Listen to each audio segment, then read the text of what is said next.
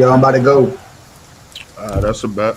Uh, Hey, welcome back to Matter of Fact. Today we got for y'all the best division in the league.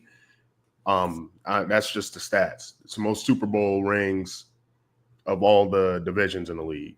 So we're going to break that down. Austin's a Cowboys fan. I'm a Giants fan, and then we're going to hit another fantasy mock draft. I know some of y'all have already done your mock drafts. actual Bold, draft me. bold. Oh yeah.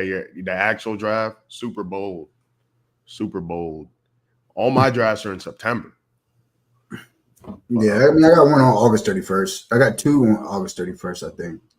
But how many you in again? 3? uh, yeah, three. That's right. Yeah, three. So I'm good. These are the main ones I be in. So Yeah, that's the perfect number right there. four, 4. yeah. That's not bad. Yeah, you probably have like a little work league. Usually, if you have like 4 or 5, it's like a league that the buy-in might be like $25 or some shit like that. Yeah, it's my man's. It's my man's. Like it's basically his work league, I think, because I don't know nobody in there but him. So You were just thirsty for another league, like shit. nah, they put me in about 2-3 years ago, but I gotta get back. It's in sleeper, and like, bro, I suck at sleeper. Or like the format that we use, I be getting my ass beat. Because there's no depth. There's only like 4 bench spots. So and then we have like 2 flex spots. So like a lot of the players that you have, they're playing, which I like, but at the same time, once the injury bug comes through, you're kind of screwed. So it gets unfortunate. Or if you just pick wrong, like I just Yeah, I'm in. did a bad job drafting last year, honestly. Yeah, I'm in a sleeper league this year. That's the Waves League. Shout out to Waves. But yeah, let's dive into these the NFC East. What team do you want to start off with, man? It don't matter. We can start off with the last place team. Last place from last year. Yeah. All right, so my squad, Giants, biggest candidate from worst to first, New York Football Giants. Oh man, what can you say, man? In my honest opinion, we had the best draft in the league. A lot of Giants fans wanted Joe Shane, our GM, and Brian Daboll fired. Once I knew their job was safe, I was just cooling, bro, because they deserve it. Daniel Jones is the main reason why their shit was up for grabs in the first place. You got to remember, Brian Daboll, Joe Shane came there, first year made the playoffs, won a wild card game against the Vikings. Daniel Jones went crazy, but that kind of brought the expectations up sort of crazy. And so now it's leveled out, but people got to remember part of the reason why the expectations was like that is because they exceeded expectations that first year. It was kind of fluky, was an easier schedule. Now we have the hardest schedule in the league. Good news for us is that Malik Neighbors back to practice, Cam Scadabo's back to practice, and Andrew Thomas, top 5 left tackle in the league, is off the pup. So, I mean, I think that all happened on Monday or Tuesday, and I was elated, bruh. I had a smile on my face for the rest of the day because Andrew Thomas, he's been hurt a lot recently. So you're not seeing him high on tackle lists anymore. But when he was healthy, he was consistently considered top 3 left tackle minimum. But in terms of where I see them going in the division, I feel like, and I'm trying to not be a fan here, probably third. I think third, and I think we could double, maybe even triple our win total, despite having the hardest schedule. Our D line looks it looks as advertised. With Brian Burns, Kayvon Thibodeau, Dexter Lawrence up the middle. Made some additions in the secondary with Paulson Adebo, stole him from the Saints, got Javon Holland off the Dolphins. Our 2 rookies from last year, our nickel corner, Drew Phillips, and then our strong safety, Tyler Nubin. they played spectacular. So hopefully they can take another step up. And some X factors in terms of the defense would be Deontay Banks. So hopefully he could do a little bit better. And then our defensive coordinator, Shane Bowen, not sure on him. I kind of wish we upgraded, but I understand why we kept him. Didn't want too much turnover. But, yeah, fantasy-wise, Tyrone Tracy is who you want to go after. Cam Scatterbo has a lot of buzz, but we still haven't seen him this preseason. He's been hurt. So he's being overdrafted right now because of name value. I feel like I'm not going to get him for that reason. Hopefully people wise up and he could fall a little bit. But besides that, Malik Neighbors, he's back in practice. He's going to do his thing. He did his thing last year, getting balls from DeVito, Daniel Jones, Drew Lock, and I forget the fourth guy. It's a vet who kind of did his thing. But rookie year, 4 different quarterbacks, and he still put up the numbers that he did. He's an elite talent, LSU, wide receiver U. He's going to be like that. So I think he's going where he should go ADP-wise, and the quarterback play is going to be – so Giants and Jets Twitter were kind of going at it, and I tweeted, hey, y'all, we have 3 quarterbacks on our roster better than your starting quarterback. You have 3 quarterbacks on your roster better than your starting quarterback. And that's going to be a big deal for Malik Neighbors. I'm going to let you get back to cooking, but like, dog, that's like two motherfuckers from the ghetto talking about their house is bigger. Like, I mean, we both still in the slums, G. Yeah, but you know, like they're slummier.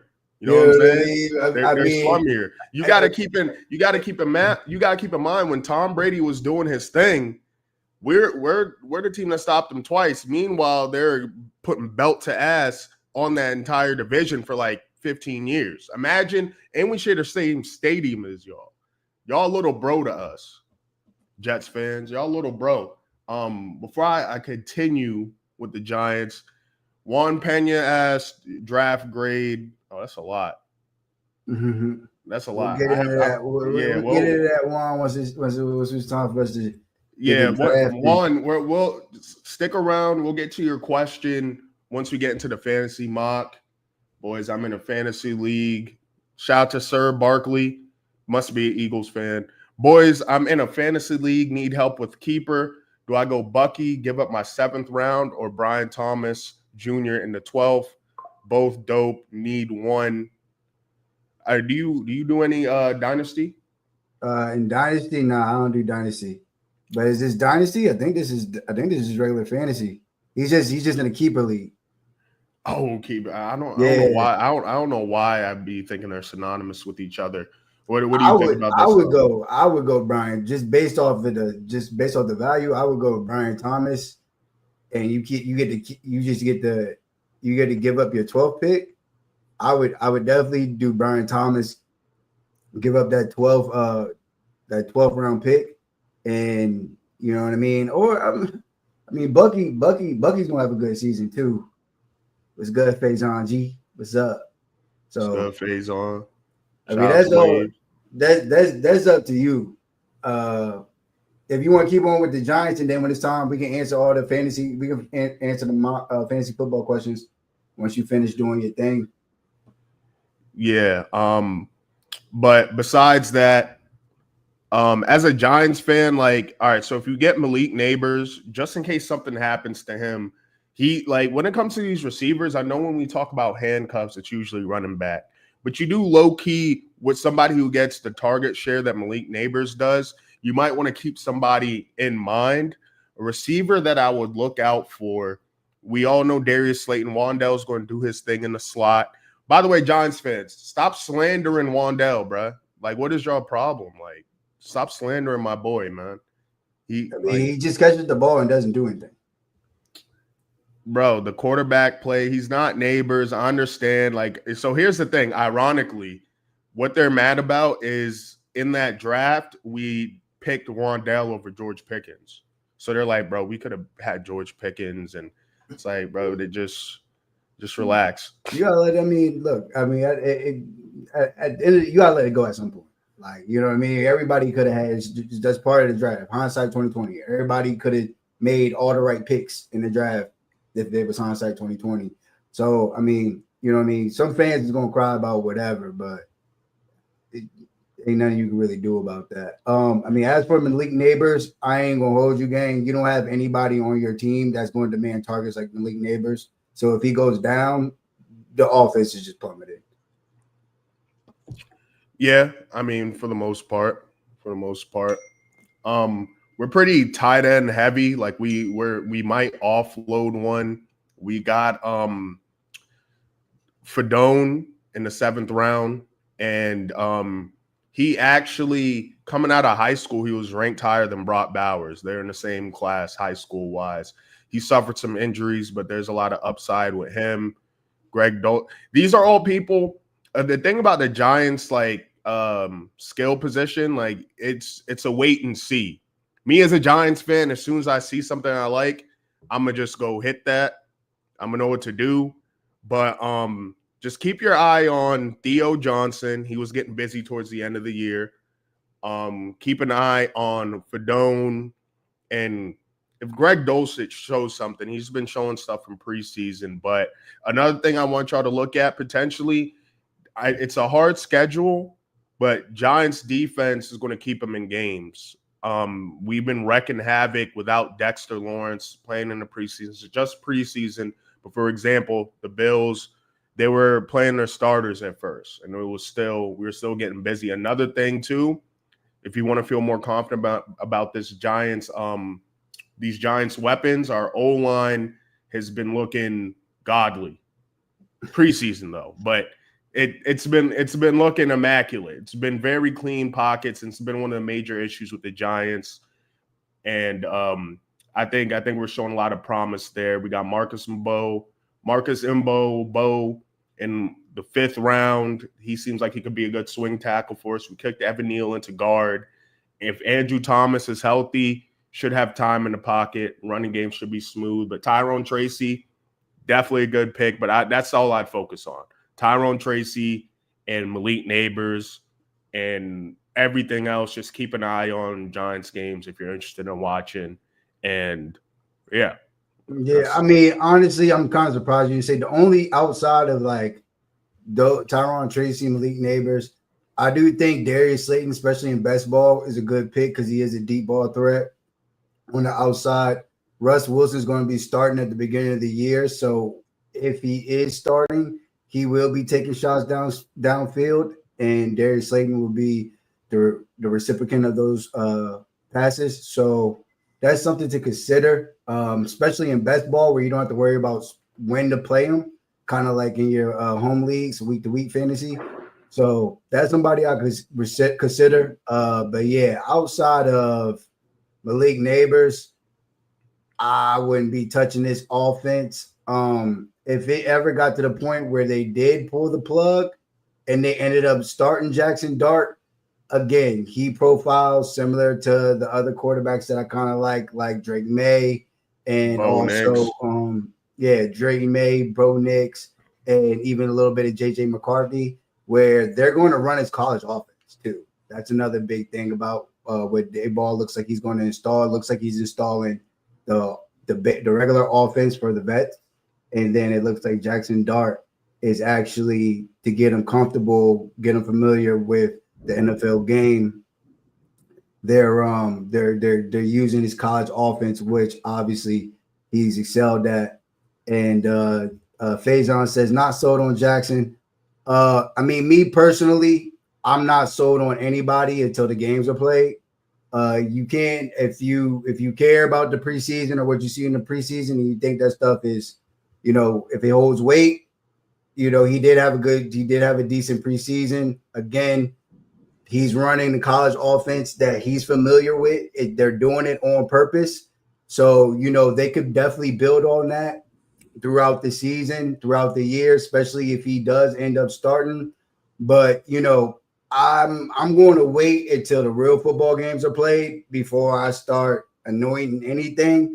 Dom feels as if they're going to win close to 8-9 games. I personally don't see it based on the schedule. That's the ceiling. That's the ceiling. But You gotta remember, I'm a fan, so right, I'm being hopeful. You know what I'm saying? Like, he not really. I know this matter of fact, but right now he telling you like partially facts. Like, he giving you some facts, but he also trying to hope it works out this way. I mean, even starting off, it just starts off heavy, straight up. Like, I think we upset the Commanders off the rip. I feel like the vibes. So, I mean, this is intangible, but the vibes around Washington. We'll get to Washington. Why I feel that way. Something just in my gut tells me they're going to be off to a slow start, and Jaden Daniels going to be running for his life. I mean, all that may be true. Like, I'm not even discredited. Again, like I told you, me coming from a place of not being a fan. The way that I see y'all going to be playing a lot of teams tough. However, y'all are going to lose those games, but like, I think y'all are going to cover. Like, this is 7. I think it's a 6.5 point spread for Washington in this game. I don't know if they're a full touchdown better than y'all, but I think that they just find a way to win the game. Like you said, you guys do have an up and coming talented roster, trying to build some stuff on defense, but your man's cooking. You get some Pepto Bismol for whatever feeling is going on in your gut, my guy. Faison, who's your team, man? Who's your team? You a Commies fan? Yeah, but yeah, I think y'all gonna play catch tough. I think it's gonna be like that scrappy. Remember that scrappy Lions season before they actually became a team that you could take serious? I think it's gonna be like that. We're gonna cover a bunch. I mean, yeah, and that I think that's the hope. You know, I think that's the goal for you guys. Like, I think that's the realistic outlook for you and your squad is that y'all are the scrappy team. Y'all get some decent picks.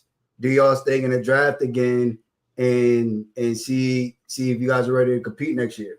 But, you know, again, I'm just speaking from the outside looking in, not necessarily worried about the New York Giants, but I do got respect for Malik Neighbors.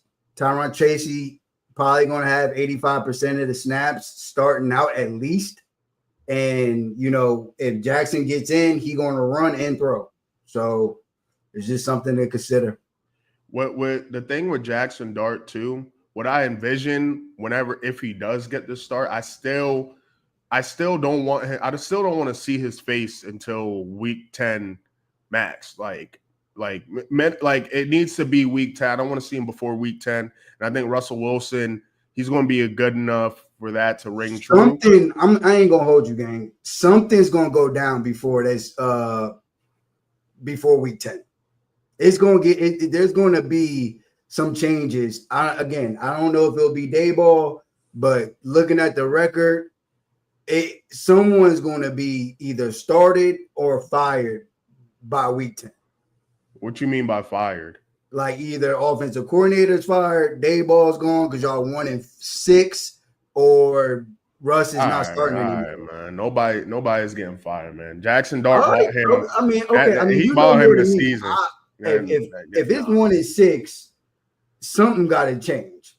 Something got to change. And 1-6, one is, bro. It's any given Sunday. Yeah, okay. The Commanders better, Cowboys better, Chiefs better, Chargers better, Saints. We should be good on that one. Eagles, that's tough. Broncos and Eagles again. Niners, Bears. I mean, it's a tough schedule. You know what I'm saying? Like, that was me giving you the Saints game too, and it's like, even you're like, all right, like, that's what I mean, bro. I don't think it's gonna. Again, I don't know how y'all go over there, how it gets, if it does, if the loser streak happens. But just looking at the schedule, something's happening. Either Russ is going to lose his job, coordinator losing his job, somebody losing a job, bro. You can't be 1-7 and nothing just happened when you talking like how you talking today with all of this talent that you guys have. I feel, but here's the thing: if you're saying if you agree that we're going to cover a good amount of games, cover means we might be close to upsetting a couple teams. So you have to assume any given Sunday we might steal one or two. You know what I mean? And it's going to be an upsetting day for maybe your Cowboys in week 2. Right. Or But maybe, y'all also the might steal one. Chargers in week 4. Y'all also might steal one, but you still fall, but then lose to the Saints. You know what I mean? Like all things are true, but just based on the schedule, we being realistic, it's gonna be a rough ride. It's gonna be bumpy for you. You know, Well, if Jackson back to my prediction, if Jackson Dart does get the start, really, it's going to look like. Remember when Jaden Daniels was getting he was getting a lot of short yardage passes and screens and things like that. I think it's going to be a lot of that to get him sped up to NFL speed, real season, and he's just going to continue to build confidence. You got to remember, this is Daboll's guy. This is his first quarterback that he really got to pick, and part of the reason why he was such a heavily coveted coach in that cycle was they give a lot of credit to Josh Allen's development to him, and the kid got wheels. He kind of runs sort of like Jalen Hurts to me. Right, that's what I'm saying. So it's like that Jalen Hurts college offense, which some people don't think that's shade, but if it works, it works. And obviously y'all don't have that type of talent yet, but if you do that with him, I definitely think he might be able to show you something. But we won't know until the games get played, and we'll just see what happens. It's gonna be rough for y'all. So who was third place last year? I think third place was the Dallas Cowboys. And by the way, if you're in PPR, Wandell isn't a bad option. He's someone who gets peppered with targets. Darius Slayton's a better option in half PPR standard. He's our deep threat. Yeah, or best ball. So that's it. That's it on the Giants. Let's get to your third place team. Yeah, so third place team, the good old great Dallas Cowboys. Man, I don't even know what to say about them. When was your prediction for when y'all get Micah back? When's that happening? Like I said, it probably happens. I think I want to say I said about 2 weeks from now. So basically, like that week of the first game of the season. I think we played on that Thursday night though. So probably. Yeah, at least the Thursday before the first game of the season, if not the weekend of the first game of the season. He'll be there, he'll practice, and he'll be playing when we play Philly Thursday night football. What's the spread for that game? I don't know. I think it might be 6.5 for them, for Philly, or 4.5. But they're definitely projected to win that game. So as they should be. I'm excited to see what we do. Tyler Booker is a first round pick. Think he'll be solid. Think we'll be able to protect that Prescott, protect the middle of his line of scrimmage. And we'll see what happens. I mean, I ain't even gonna lie. I want to see what my team does. Like, I don't got no predictions. I'm not too optimistic in terms of I think they're gonna be better than what everybody else thinks they're gonna do. At this point, it's just I just want to see how they play. Dak Prescott's probably gonna do his thing. I think he was a decent value in fantasy, but now people are starting to catch on to the offense. It's the jokes are kind of done with the George Pickens isn't going to be good in Dallas, and that who was saying that. So at the beginning, when we first traded for George Pickens, they won't admit it, but when we first traded for George Pickens, they were trying to say that it was a stupid pick. We overpaid for him. We paid a third and a seventh for him. I want to say that the Commanders paid a fourth for Debo and paid him $17 million, $21 million guaranteed. So, it's just one of those things where when the Cowboys do something good, naturally, the first thing out your mouth isn't going to be, oh, that's a good pick, or that's a good trade, or that's a nice transaction. Everybody was talking about his attitude, how he has all these problems, and he's this kind of player, he's that kind of player. Come to find out, he's nothing like that at all. It was just kind of cap. Obviously Pittsburgh kind of was bad mouthing him as he was leaving, but at the end of the day, he's in Dallas now, and practices are being practiced, He's dominated. He dominated yesterday. Him and CD Lamb dominated at practice. CD Lamb, we already know who he is, you know. So wide receiver 1 in 2023. Him and Jamar Chase are the 2 wide receivers that average the most fantasy football points over game with like 22 and 23 points respectively. They're going to get busy. You got to guard George Pickens on the outside, and I think he's going to be able to show more yak with us, with the slants and bubble screens, shit like that. CD Lamb is just going to cook. As for the running game, it's essentially non-existent until I see something happen. I'm not going to sit here and act like Javonte Williams' knee's going to revive itself and he's going to be good.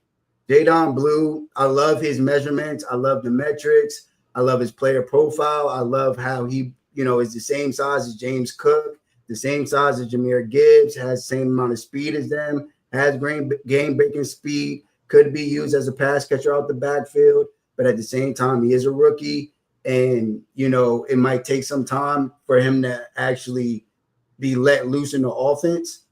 The thing that I'm hopeful for is that they just profile him as has his own Chase Brown. Like, use him how the Bengals use Chase Brown. Play offense like how the Bengals play offense. That's what I would do if I was the Dallas Cowboys. I would keep it as simple as that. You got Dak Prescott back there. He's thrown for over 4,500 yards before, thrown for over 40 touchdowns before. Now he has weapons on the outside. You still got Kevontae Turpin and his speed. So that's a game-changing, chase-a-pace type player. And then your boy Jake just do what you gotta, just do what you gotta do in the run game. Like, no one's saying that it's going to be a threat here, but with Jake Ferguson, CeeDee Lamb, George Pickens, that's essentially those are where the targets are going to go. If Jadon Blue gets let loose, he'll be probably one of the biggest steals in your draft. But again, that's a straight up full-blown boom or bust pick. There's no recommendation and drafting him at this point. He hasn't even played in his first preseason yet. So like, we don't even know what is going on with him. We about to see him play for the first time on Friday. And depending on what he does is going to depend on what his ADP is when it's time for you to draft. If he breaks, he's going to go crazy. If not, we'll see. Is Dallas healthy this year? Right now they're healthy. Offensive line is fairly healthy. Tyler Guyton is out, but he's expected to be back by the first week of the season. How's Overshown? Overshown is he's ahead of schedule, but I mean, he tore his like ACL and PCL, so he's not expected back till about November. But he's ahead of schedule. On defense, the defense is it should be straight. Like, the way that the Cowboys want to play football is they want to score points and make it so you're one-dimensional and you have to pass the football. They don't want to be in a game where you're able to run or pass, or it's y'all are dictating the clock with the running game, this, that, and other thing. Right now, our run defense, it might be fine. I'm not entirely sure because, again, our starters don't play during the preseason. So we really don't know what we're getting until we play week 1. And what are you expecting out of Brian Schottenheimer? Like, how do you feel like the offense is going to run? I know he was your OC when Dak had one of his best seasons offensively. I mean, I think he's just going to let Dak do his thing, and I know like the jokes, oh, what? Like, Dak sucks, this, that. Not necessarily, bro. And that year when his quote unquote MVP season, he was killing it at the line of scrimmage. I mean, he was calling it out. He was seeing where the blitz was. If the blitz is on this side, I'm throwing it to this side. You're my hot read. Jake Ferguson was doing his thing. And again, that was with only CeeDee Lamb. Now you got George Pickens, who you have to respect on the outside, and you got CeeDee Lamb being CeeDee Lamb. I think we're going to run a lot of motion. And I just think that, this is going to really be like a Dak Prescott offense where Brian isn't going to be, I need Dak Prescott to prove his haters wrong this year. No BS. I do too. You know what I mean? Like, it doesn't even matter if he does. The only way he really can prove them wrong at this point is literally going far in the playoffs. So like, it's one of those things where if he was the Colts quarterback, everybody would love him. You know what I mean? It wouldn't be no beef. But you are the Dallas Cowboys quarterback. That comes with a lot of hate. You know what I mean? And it also comes with a lot of privilege. It's a privilege to be the Dallas Cowboys. It's a privilege to be a Dallas Cowboy quarterback. I'm sure some of y'all have seen the Netflix series. It's really, really good. I'm already on episode 7. I'm almost finished with it. But yeah, like we're a historic franchise, and everything to the cheerleaders to the mascots, everybody's a big deal. I mean, you even know what Jerry Jones's daughters like and shit. So it's just one of those situations where I hope that the offense is doing Dak Prescott favors, and there's easy buttons, what we like to call them. And yeah, I just think that at the end of the day, we should be the Cincinnati Bengals West.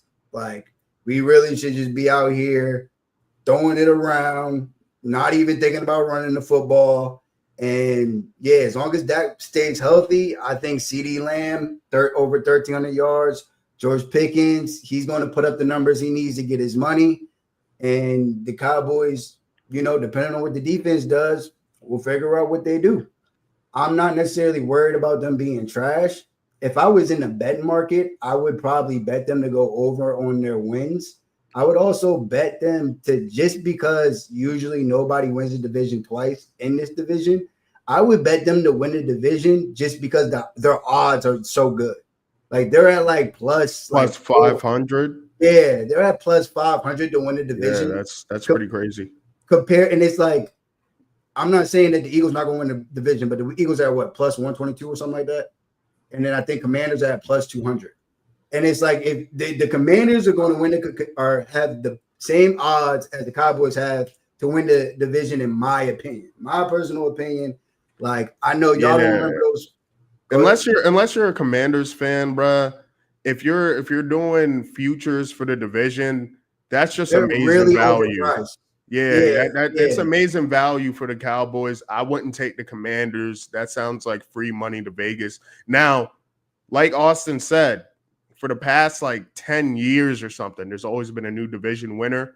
The Eagles are, they're in a good spot to steal that or end that trend, but we'll see. We'll see about that. Yeah. So, and again, it's just one of those things where Vegas is put in this tough spot. In reality, Vegas probably wants the Commanders and Dallas to be closer in range, but they can't do that because people would then just go crazy and smash the Commanders. You know what I mean? Like, so they kind of have to. Right now, the Commanders are outrageously overpriced. Their win total is overpriced, and I think for them to win a division is definitely overpriced. Philly's going to want some get back with the Commanders. I mean, I think that rivalry is 100% in place now.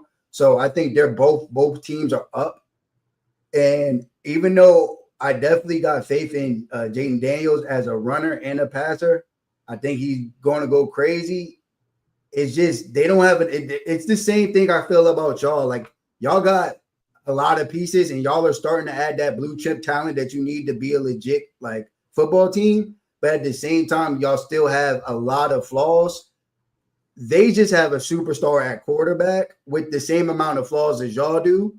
You know what I mean? Maybe even, I don't know, give or take, maybe even more. I guess their offensive line's a little bit better than y'all's are. But, outside of that, they got Frankie Luvo to help with the pressure and a few other guys on the line. But, what you want to just jump into the Commanders? Yeah, we might as well can just go ahead and jump into the Commanders. So, like, I just think for them, this is a crazy regression spot. Like, they're definitely going to regress. Not saying that they won't play second. They possibly could play second, depending on how bad the Giants and the Cowboys are performing. But I really don't think they're making more of a jump than they did last year.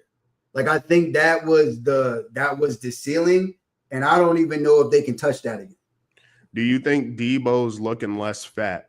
Like, do you think he's going to be that's football. Like, Debo knows his body. Like, if you caught James Harden I can't tell if he knows his body. Yeah, if you caught James Harden right now, he's probably heavy. But if you catch James Harden a week out before training camp or a week out before the basketball season is about to start, he back in shape.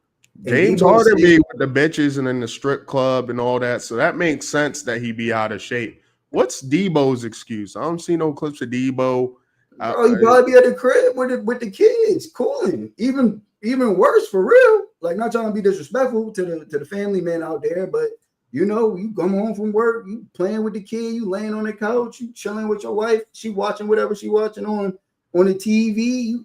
You know what I mean? You start throwing back some whatever she eating and shit. So nachos. yeah, you know what I mean? So I'm gonna shoot him a little bit of bail. Like family guys can get bloated too, you know. But he probably just realized it's like, all right, it's time to get back. It's training camp. They talking crazy about how I'm heavy. So I'm gonna get back into it, get my body right. I mean, he looked good. Like he looked good running that Debo Samuel wide back slot out the backfield situation. Like he's still tough to tackle. My whole thing though is, you know, it's clear that they're going to implement it. I just want to know. I'm just surprised that he's okay with it, because I remember him being upset with that situation the year he had his awesome year. He got his money and he said he really didn't want to do that anymore. Now he's going to a new organization and they're kind of making him that same type of football player, and it looks like he's going to do it. So, you know, I'm interested to see what kind of season Debo has. I'm gonna always probably compare the Debo situation with George Pickens, because they were both traded into the division, and both, like, there was two, you know what I mean, two fan bases or whatever were excited about these players, and they're supposed to be help for Terry McLaurin, Samuels, and help for CeeDee Lamb, George Pickens. So, I mean, it'll be a fun team to watch. What do you think happens to Brian Robinson? How they might not trade him in division, but you know, like you said, the running game is non-existent. I don't think he'd be interested. I don't think he's getting traded. I think when they come out and they say that they're going to trade you, and they don't trade you, I don't have to call anymore. If they're talking about they're possibly going to cut you, all right, I don't have to call anymore. I'm just going to wait until you get cut. You know what I mean? Like, I don't know necessarily if like Brian Robinson is worth trade capital for teams. I don't know if he's worth that. So you're that low on him? It's not that I'm low on him. It's that, like, bro, why am I going to give up a 6 or 7 round pick for somebody that's about to get cut? I can just claim him. You know what I mean? Like, but we've seen a couple trades where it's like, yeah, he could get cut, and then there's been some trades, even like Darren Waller getting traded to the Dolphins from us. It's like, bro, what do you think we were going to do with it? That's a tight end. I mean, again, someone might do it, but y'all didn't cut Darren Waller. Darren Waller retired on you. He didn't get cut. Yeah, that's a different situation. You know what I mean? It's like, it's almost like you played your hand. You didn't say, oh, we're keeping Brian Robinson. We really love Brian Robinson, and somebody's calling your phone asking about Brian Robinson. You just off the break. He was like, yo, it looks like y'all are about to incorporate another running back. Can y'all trade me? And y'all granted his request. NBA players as GMs in Washington. What about John Mechie? No, you don't think he was going to get cut? No. I don't think he was going to get cut. I mean, maybe he was going to get cut, but at the same time, he's been on the team. I think he's in the last year of his contract. So I think it was one of those situations where they're not really worried. Like, they were just kind of like, all right, we'll play him if we need to use him. We don't mind using him. But, you know, he's had trouble cracking that lineup. He's had trouble cracking their offense, and Philly wanted to take a flyer on him, so they were like, all right, yeah, we'll take the capital. Philly does it every year. I mean, they did last year with Jahan Dotson. They're willing to do it. So, and again, we kind of talked about this, touched on that last episode, but basically, you know, they're just going to turn over every rock trying to find this wide receiver 3. If he's not getting burned in your offense, we still believe him based off the scouting report we have. And it's not like he's not good friends with Devontae Smith. So, come on. Yeah, I mean, we'll see. I just think it's an interesting decision, and it kind of goes back to what you were saying about Debo. Like, Yeah, we're gonna be using you out the backfield. We got Eckler. We drafted a guy. It's just kind of interesting. I feel like they were a good tandem, but I don't know. We'll see what Yeah. happens with Well, them. they Let's they see. they they really like that guy. Bill, I can't even say his name. Like it was a completely different name, and then out of nowhere his name was Bill. On the offense, you see him. I don't. You just had the PFF up there. You know what I'm talking about? What? The running back, that they feel like playing more than Who's him. Bill? His name's like Bill McCuskey. He changed his name out of nowhere. Like I'm not even joking. Yeah. His name was Jacory, but now he's saying his name is Bill. I'm not even joking. Wait, what? Like Kodak? He dead like ass was Kodak like, Black? yo, my name is Bill. Like, don't call me Jacory, call me Bill. I'm not even joking. What? Yeah, what the rookie. Bro, the rookie. You haven't been there's been a joke. His name's not up. Yeah, like he's literally the whole joke today is like my beautiful big Bill. Like he's like, you know what I mean? They're joking around because he wants to be called Bill, and now he's about to move up. He's about to spike up in ADP. Hey, what the hell? Yeah, like, and I think Jacory's cooler than Bill, so I don't even know why he wants to do that. Jacory wants to be called Bill. Yeah, I don't know. Bro, see, Google. if I drafted, I mean, it's right here, ain't it? Yeah. Wants to be called Bill. Yeah. What the? All right, man. I know it sounded crazy when I was saying that shit out loud to you, but like, yeah, that's what he wants to be called for whatever. Yeah, reason. I was like, yo, you way off with the name. His name. Plus, people were calling him like, oh, this is JCM. Like he had the cool little 3-part initial thing going. Way flyer than Bill, bro. He was way JCM had an amazing primetime preseason moment on Monday night against the Bengals. The former Alabama State star ran for a 27-yard touchdown, earning major headlines for his first career score. After the game, he had a specific request moving forward. Call him Bill. He earned a nickname in his youth due to his short haircut, which reminded people of Little Bill from the animated series created by Bill Cosby. I got the nickname Bill from having a bald head when I was little. So he went, all right, man. Were they calling him that at Alabama State though? Like, bro, I think they've been calling him whatever. Something about that makes me think he might be a fantasy somehow league winner. Just based off the lore by itself. Just based off the lore, Bill. I guess he's BCM now. All right, that's cool. Yeah, so big Bill, big BCM. I mean, yeah, like I think he's definitely gonna have a role though too. Gonna definitely be a run heavy offense. And I can't lie, man. Even though they were playing with some of their backup offensive linemen, there's holes. I see holes. Like, I mean, I know they were playing Cincinnati yesterday, but I think it's going to be there. They always have a decent run blocking scheme. So I can see him adding value to somebody's fantasy football team for sure. I mean, they have one of the older rosters in the league, despite having Jaden Daniels on a rookie contract. He continued older, went ahead and traded for Laramie Tunsil. We'll see if he's still up to form because it's really rare for a tackle like that to just be made available, especially when the Texans, one of their issues was they couldn't protect CJ Stroud, and then you give up Laramie Tunsil, sort of a head scratcher, but I guess they feel like they filled that in the draft. We'll see if he's able to protect Jaden Daniels, should be helpful. But fantasy-wise, Jaden Daniels is going where I think he should go. You saw him in the preseason kind of break, and it was a mixture of bad tackling, which might be bad signs if you're a Bengals fan, but he's still very elusive and slippery like that. So that's good.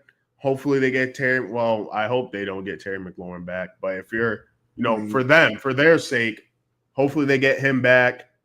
And then I don't know. Would you dabble in Austin Eckler, fantasy wise? Me personally, probably not. But again, I think he's where he's going. I definitely think he can add some value to players' teams, especially if you kind of ignored running back in the earlier rounds.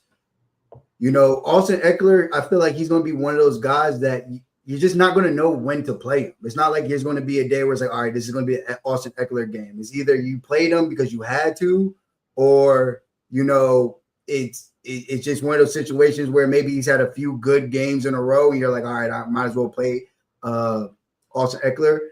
For sure, I think he'll be helpful at the beginning of the year, like that first month and a half, that the first quarter of the season.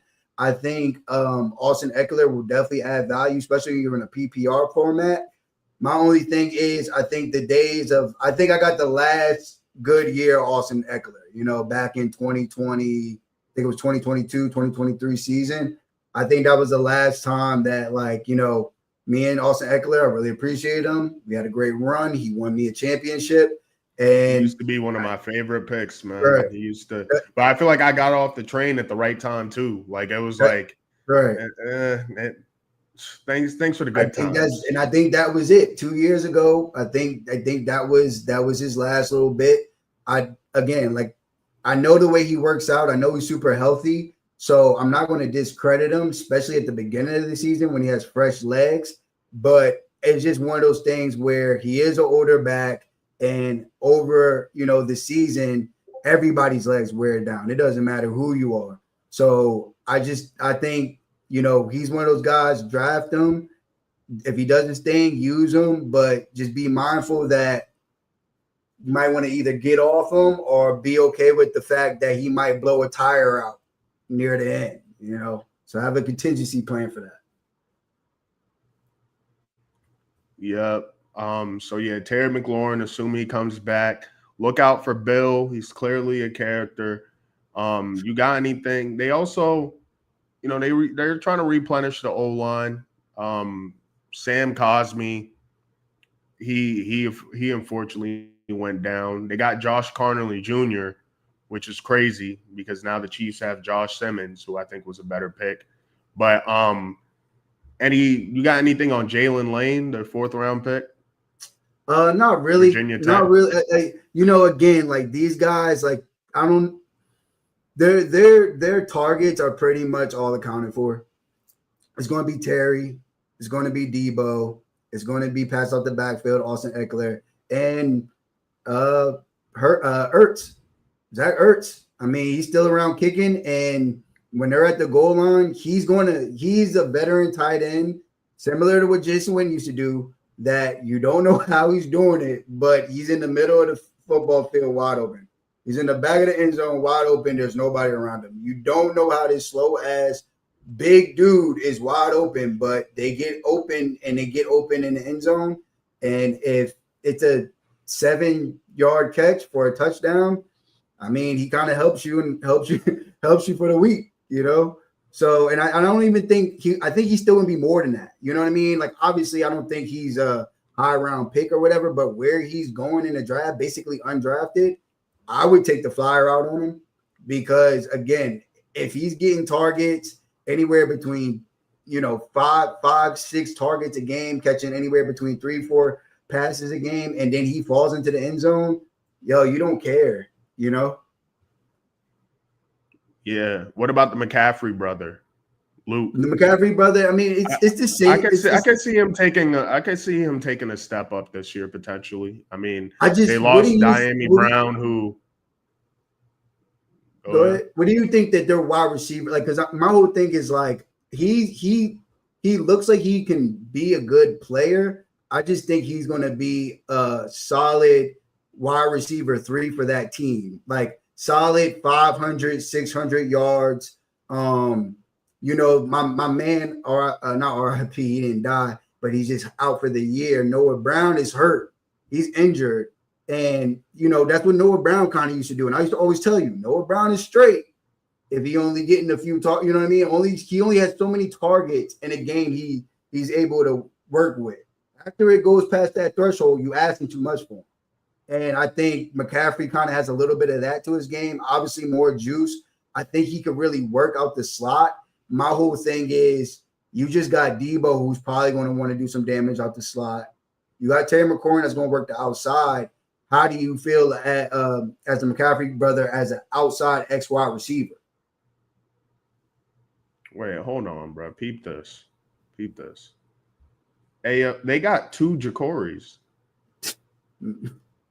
They got two Jacories. I mean, one with the E in there, but maybe he's like, man, there's another Jacory, man. Call me Bill, man. Let's bring that back. Call me Bill. They got a undrafted free agent, Jacory Brooks. I mean, got Jacory Krosky. Shit, they drafted me. I'm keeping my name, bro. If I got drafted, I'm keeping my name. You got to change, gang. Hey, man. What do you think about the Von Miller signing? You think he's going to be effective? Obviously, they need a little help with the pass rush. Made some moves. Montez Sweat not there no more. Jonathan Allen not there no more. Honestly, bro, I'm not going to lie. If they draft, I like why they did what they did. They did not sign Von Miller to be playing in week 4 of the football season. You know what I mean? They didn't sign him. Move. Right. It's like, all right, bro, turn it up now. You know what I mean? It's like, look, we're playing the Cowboys in the playoff game, and they got Micah Parsons and maybe Zeke Akamu on the other side. Like, we need you to disrupt Dak Prescott and go crazy. Like, I think they've got him for those big games, whether it be in the regular season at the end of the year, but more so, we need you in the playoffs. Get busy. Like, they don't care if he chills for the first 12 weeks of the season. They don't care. Their defense would have went crazy in 2016, man. They got Marshawn Lattimore. They got Von Miller. They got Bobby Wagner. Like, imagine hearing that in like 2016, 2017. Bro, if it was honestly, if it was 2018, it'd be the Pittsburgh Steelers and the Washington Redskins in the Super Bowl. With Aaron Rodgers and shit. Aaron Rodgers, Jalen Ramsey, Darius Slay, DK Metcalf, Cordell Patterson. They going crazy over there, bro. Like, really going nuts. So, I mean, yeah, but again, I'm not going to hate.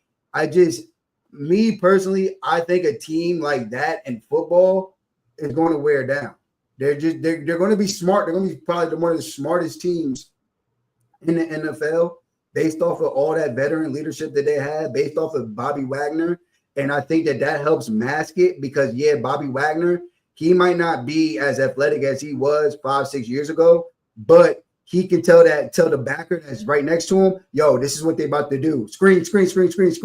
And he can go make the play now. A former Redskin player was called London Fletcher. London Fletcher was like 5'10" at best. Ooh, London Fletcher. That's a name I haven't heard in a while. He played forever. And they were like, yo, the reason that he's still out here is because he knows everything that's going on. He knows everything that's going on, and he can get everybody in place on defense.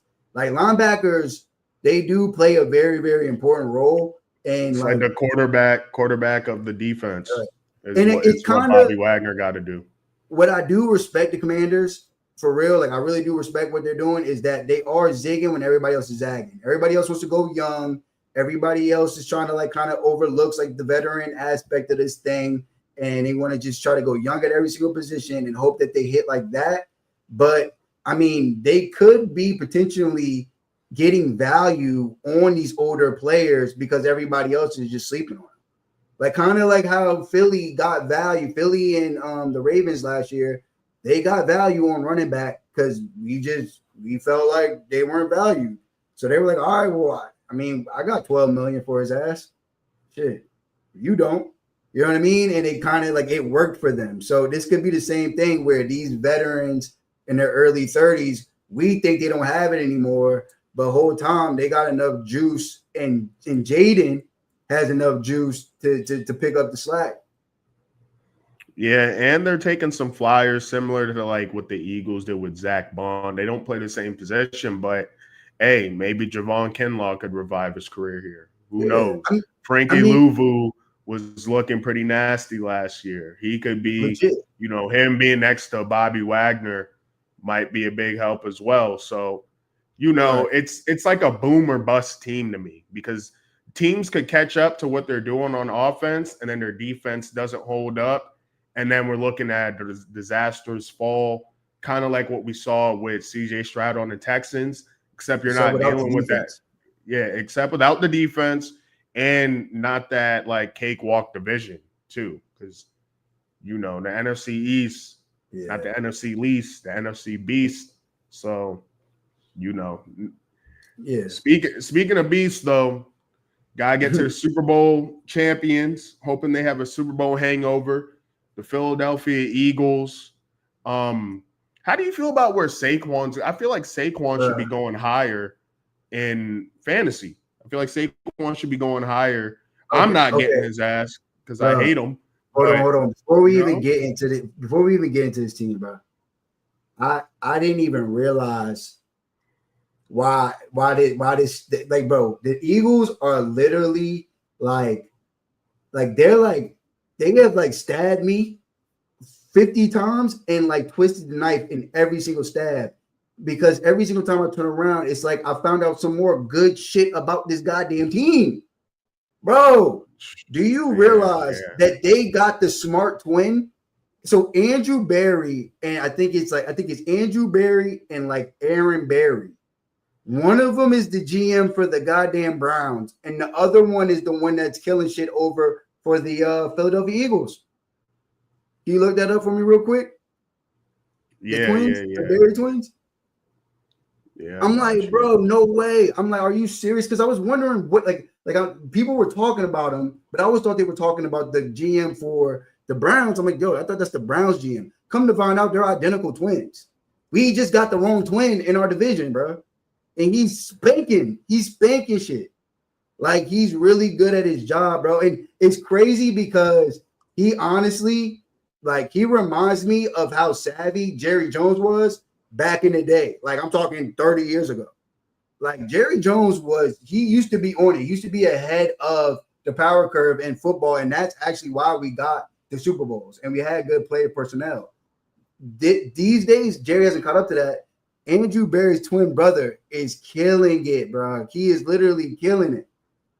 Like, it's crazy. How much of that his name is, it's Adam Berry. Adam Berry, personnel department. How much of that has to do with the Browns being the Browns, though? Like, do you think if they switch places, Andrew Berry, because we both think that Jimmy Haslam had a lot to do with Shador being drafted in the 5th after you get a quarterback in the 3rd. I think it's about the cohesion between the owner and the GM. And I think that since the owner is hands off more so, right? And he's the GM, and they know their job is to win. The owner wants to win in Philly. Like he for real was trying to win. And the GM knows if he doesn't produce a good product and doesn't make good decisions, he's gone. So, you know what I mean? He can get fired.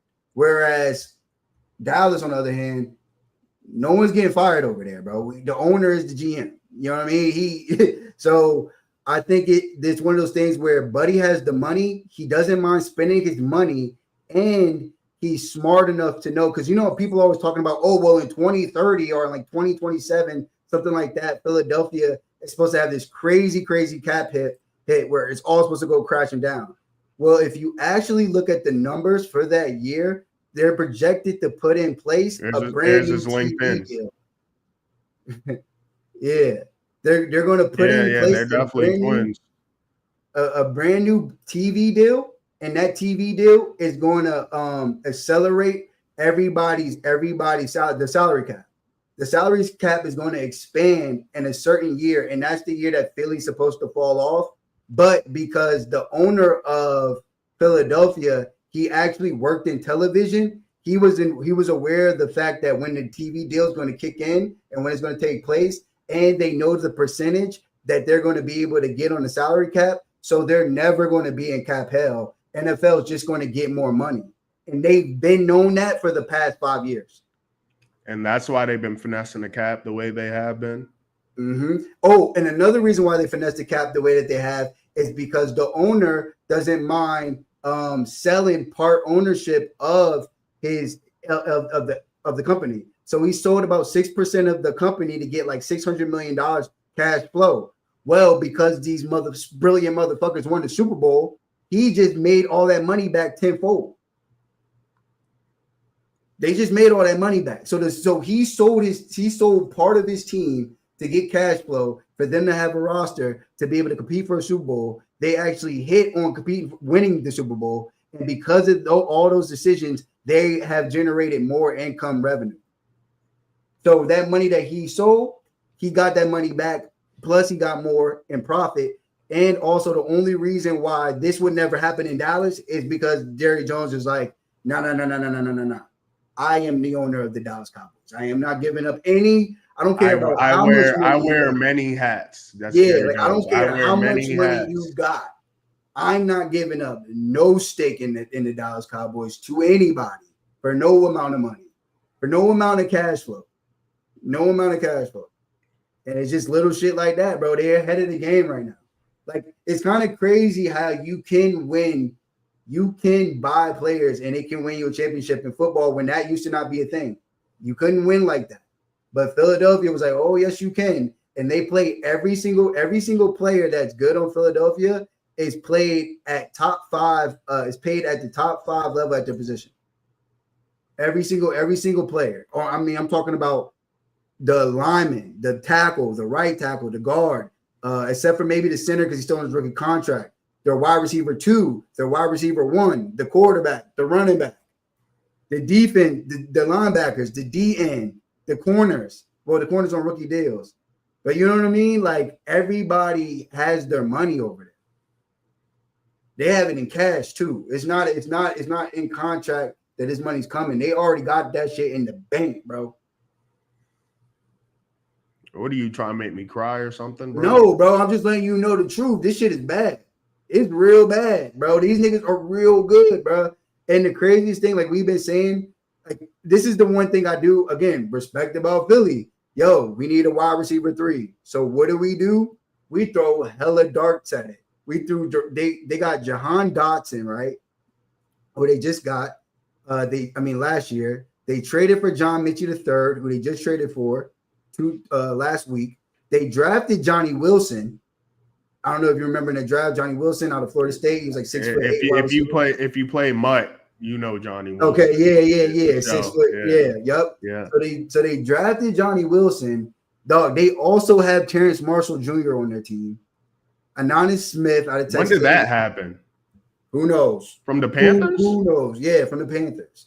Who was on the team with Jay Jettis and Jamar Chase and Joey B and everybody when they went crazy, won a national championship. And speaking 3 was Terrence Marshall. And speaking of darts thrown, what happened after their main issue was secondary? We're going to get Cooper DeJean and we're going to get Quinyon Mitchell. Y'all are going to let the best DBs in the draft fall to us because y'all don't value this position anymore? Bet. We'll just take them. That shit pissed me off. Quentin Island. Pissed me off. Cooper DeJean's getting busy. And speaking of knives being, nigga, the only reason why they have Devontae Smith is because y'all traded with them to skip us, and that's when y'all got Micah Parsons. Yeah. So I've been hating them niggas hard ever since. That was supposed to be. I was getting ready to order a Devontae Smith jersey.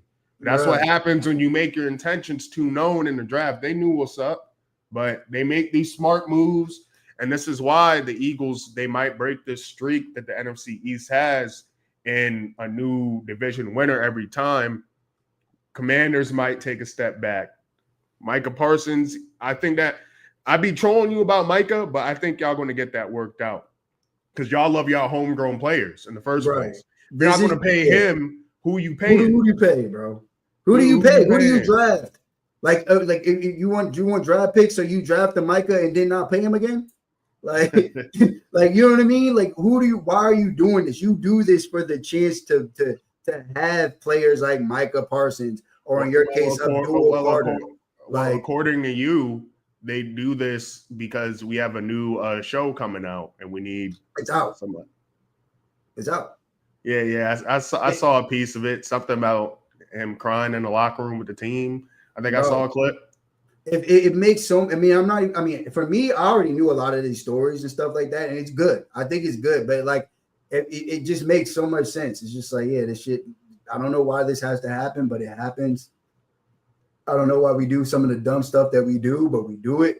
And you know, he okay. Basically, he used to do this stuff, these antics, to keep their names in the newspaper clippings, to keep their names on ESPN and this, that, and the other thing. It was part of marketing 20 years ago, 30 years ago. This was part of the marketing. That's the problem with Jerry Jones. He be living like he's stuck there. He was advanced. He would, like, remember I told you about Adam Berry. Right now, he's ahead.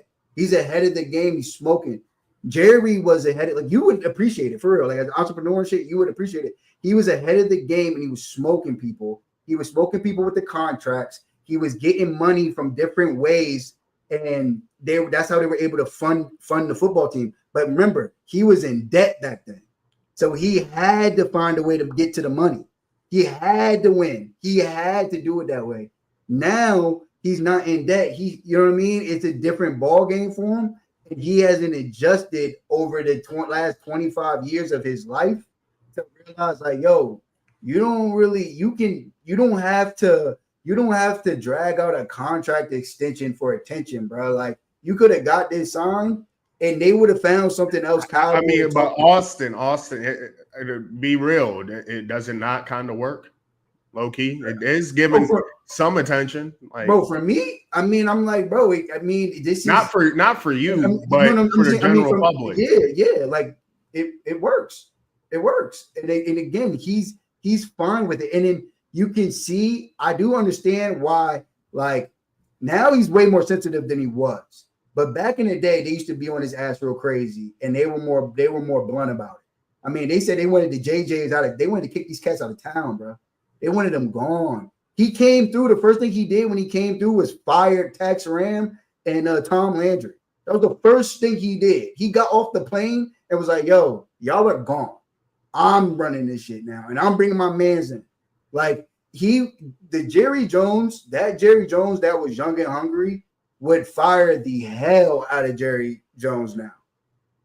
Would fire the hell. He would put that nigga in the grave. He would personally put his ass in the grave, bro. I'm not even playing. But he would kill him. I feel like, so when you have that sort of rags to riches type story and it worked so well for you, I feel like for him in his old age, it's hard to let go of that because it worked so well for me back then. Yeah. And I mean, he hit every single time he did this. He hit in oil. He hit. He said at one point he was down 800 racks. He was in debt 800 racks. His wife had to call her dad and and he had to come down because they were scared that he was going to pop his shit. Like it was really bad. And then like himself. Like he was like they didn't know if he was going to kill himself or not because he was down 800,000 in like the 80s or something like that. That's probably like $5 million right now. Right. So, but then what happened was he kept on hitting, kept on digging, and he hit on the oil rig or whatever. And he said that oil rig was worth $100 million, and that's how I bought the Dallas Cowboys. So it's like this whole being down thing is part of, like, it's literally part of his body. It's just like his mantra. It's like those old mob bosses that, like, are on the run for years. You see him at 75 and he can barely, like, walk and shit, but he still got that killer instinct, right? On some Breaking Bad shit, like the old niggas in Breaking Bad that was getting busy, right? I mean, even some of the behind closed door dealings, like that he was doing with Deion Sanders.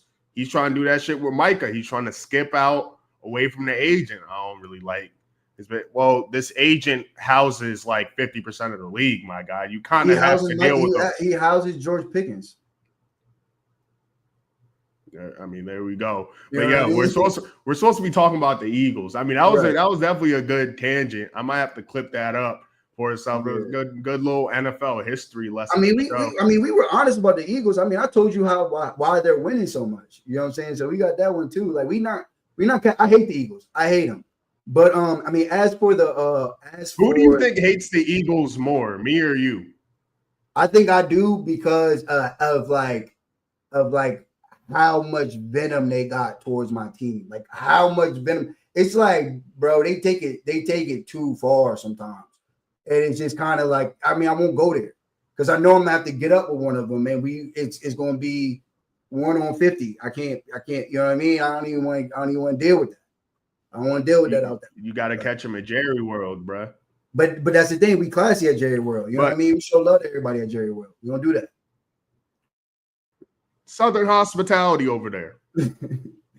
Southern hospitality. Defensive wise, I mean, once again, they get some good draft picks. I didn't want them to get. They get Jahad Campbell in the first round. Was pissed about that. They get Andrew Mabuka. I was pissed about that in the second. I mean, they keep doing these things. He was the best safety. Best safety in the draft. You think so? Yeah. Over Malachi Starks? Yeah. I don't know. I feel like Malachi Starks. I mean, I feel like the Ravens kind of do a similar thing because now that I feel like that's potentially going to be the best safety duo in the league. Him and Kyle Hamilton. That should be interesting. But I mean, we'll see how it goes if Cooper DeJean really converts.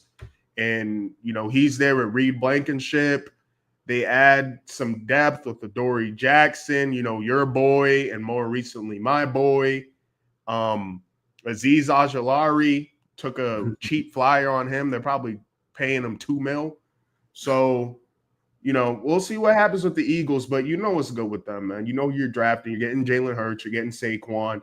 A.J. Brown, he's recovering from whatever injury he has, but Devontae Smith, he's going to get busy as well. And he's out too, which is maybe why they decided to, oh, damn. And then Johnny Wilson was carted off the field yesterday. All right. So Devontae has a groin. Dallas Goedert has a groin, but he was actually limited in practice. A.J. Brown has a hamstring. He was out. And then Harrison Bryant was traded to Houston.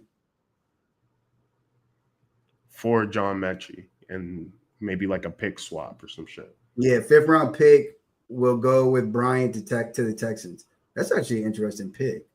Damn, they gave up a 5th and sent the player, bro. They really valued John Mechie. Huh. All right. Which is interesting with how they play. You have Saquon there that you run the offense through, and Jalen Hurts gets busy with his legs. So it's actually pretty interesting that they valued that enough. But that probably says something, like you said, about their confidence in the depth. Right. Yeah. It's just like, yo, we got a hole here. All right, well, we got to fill it. You know what I mean? It's almost like they filled every other aspect of their team out. So it's like, all right, what are we missing? All right, we're going to just shoot darts at that until we hit on that. You know? So I know you talked about Saquon and you feel like he should probably be higher. I think the only reason why he's not is because we all agree Saquon's a special. No, I think it's like we all agree Saquon's a special player. Like he's a special player. And this is where someone's going to bet on him, and either they're going to hit or they're going to miss, because the data doesn't back up Saquon, him being an older back, 29 years old, older than all the other backs that are going in front of him. And for him, you know, coming off of a 438 touch year, him going all the way to the Super Bowl, so playing more games, and, you know, his recent injury history. So it's like, okay, that all is kind of going against him, which is why I think he slotted at like the worst, like the 9th pick in the draft. But at the same time, you can also see that data that's like, yo, but he also had the most runs of over like 50 yards that went for touchdowns last year. Like he was breaking from 70 yards. He did that like 2 or 3 times that I saw. I mean, he went crazy in the Rams regular season game, and they went crazy on the ass in the playoffs too. So, in the snow. You know, he's just one of those players that if you're just like, yo, I think Saquon Barkley's a special player, and if he falls to me, I'm gonna draft him. No shade, but again, like the data guys, the analyst or whatever, they're not gonna They're not a Well, fantasy. I don't think that they're not. what does the data say about like Christian McCaffrey then in comparison? Kind of similar Well, situations, age wise, even career wise, I except think their whole McCaffrey thing is fell that he took short. his year off. You know what I mean? Right. They're like, all right, like, yeah, like I think they were not fucking with him last year, but I think for them, they're like, okay, Christian essentially had a whole year to recover. And they And were they're thinking like, about bringing him back if they were able to make a playoff push. So right. So it's like, okay, he's got his rest. He's recovered from that 400 plus touch year, that Super Bowl run. Okay, so now it's kind of like, and even still, I think, was he 28 or is he 29? who, McCaffrey? Yeah, I think I feel like they're McCaffrey like the same age. same age, Like, right? yeah, they're 20. He's 29. He just turned 29 in June. Okay, yeah. So yeah. Saquon's still 28, but his birthday's probably coming up this year too. Me personally, if I were to target a back on this team, it sounds crazy, but I think Will Shipley could end up being the steal of this fantasy year. Like, what about AJ Dillon, bro? Bro, he's not getting the bump. I'm not like he's not. This is when it comes to, you know, how I always talk about my advantage is that like I've actually seen the players play. This is where that comes in the shit. Will Shipley, if I showed you a picture of him, you're gonna sleep on him. He looks like a regular ass white boy, but low key he gets busy and he clocked a 4.3. And it's like this is gonna still be. This is the same running lanes that Saquon was running through. He can do the same thing in that. So if anything does happen to Saquon, if Saquon does have, you know, one of those little in the middle of the season where he's out 4 games, out 5 games, and they're like, or he's out 5 weeks, but it's like a 4-game stretch and he gets some rest, like Will Shipley could hold it down for him. Like, you know, they're trying to win the Super Bowl. They don't care about regular season stats. And look at him. He just looks like he plays the game the right way. Tons of moxie, you know? Yeah. Like he don't, you know what I mean? Like, but it's like low key, he can win you your league, especially where he's going. He definitely, if he ends up playing, like you know how much, like you know how much I'm like so gun ho on Zach Charbonnet because I'm like, I don't know when, but Kenneth Walker is going to miss some time, and when he does, I can't wait to start Zach Charbonnet, knowing that he about to give me 20 points. Well, you heard it here first, maybe second or third. You drive Saquon, get that handcuff and Will Shipley. Yeah, he will cash out for you. People will be sick off of that, and you will be able to trade him, especially if you didn't draft Saquon and you got the handcuff that's going crazy. That Saquon owner is trade bait knocking at your door, bro. Especially with, I'm sure they have a good amount of primetime games, so he goes crazy on like a Sunday night, Monday Night Football. It's gonna be thirsty. It's over. Thirsty. Another sleeper on this team, again, similar to Zach Ertz. Ironically, they used to play on the same squad. Dallas Goedert, man. Dallas Goedert is going. He's going basically as tight end 14, and he's going that late. Yeah, bro. I mean, he's going after all the rookies, after Travis Kelce, after, you know what I mean? Like that's what I mean. The tight end situation. There's so many guys that are just like not above mid that you know what I mean. But there's nobody that's outside of the top 3 guys. There's nobody that's really just groundbreaking like that. So that's why when they go, like today, I did a draft and I got Tyler Warren, and Dallas Goedert. That's fucking wild. I was just about to ask you, who would you take between the two? I would take Tyler Warren first.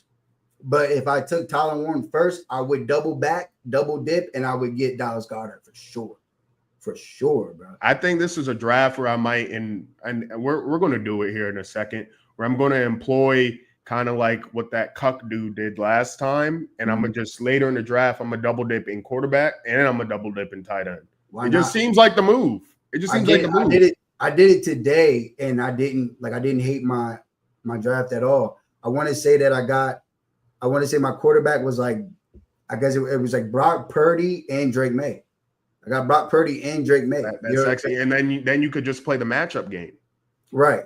You're playing the Broncos? All right, I'm gonna go with the other guy. Yeah. It's sweet. I mean, and you already know I like Drake May and I like Pop Douglas. So how I feel about Drake May. Yeah. Wanted him, but we got our white boy in New York, swaggier little white boy. Right. And I mean, I've been looking at some quarterback. I don't have the article right now, but it was this quarterback article talking about where Jackson Dart and like Shador and all those guys were rated before last year, before they even played their season. And by the end of the season, Dart and Shador ended up 7 out of 7s on his like grading scale. Well, here's my thing with like the pick in the first place. What I feel like the Giants felt was like, look, Shador, Jackson, you're on the same tier, so it's going to be about who has the better intangibles that we like, and that's just how it went. If Shador was like a class of, like if they felt like Shador was in that Cam Ward tier, then they might have overlooked it. But it was like, look, we have y'all pretty close to each other, and we're comfortable with this guy. Yeah, we're going to go with the guy we're comfortable with. Like, you know what I mean? He's not, for whatever it's worth, he don't come with the same baggage as you. And you did some things that we weren't a fan of. We're comfortable with this guy. He didn't do those things. His agent prepared him for this meeting. Yours didn't.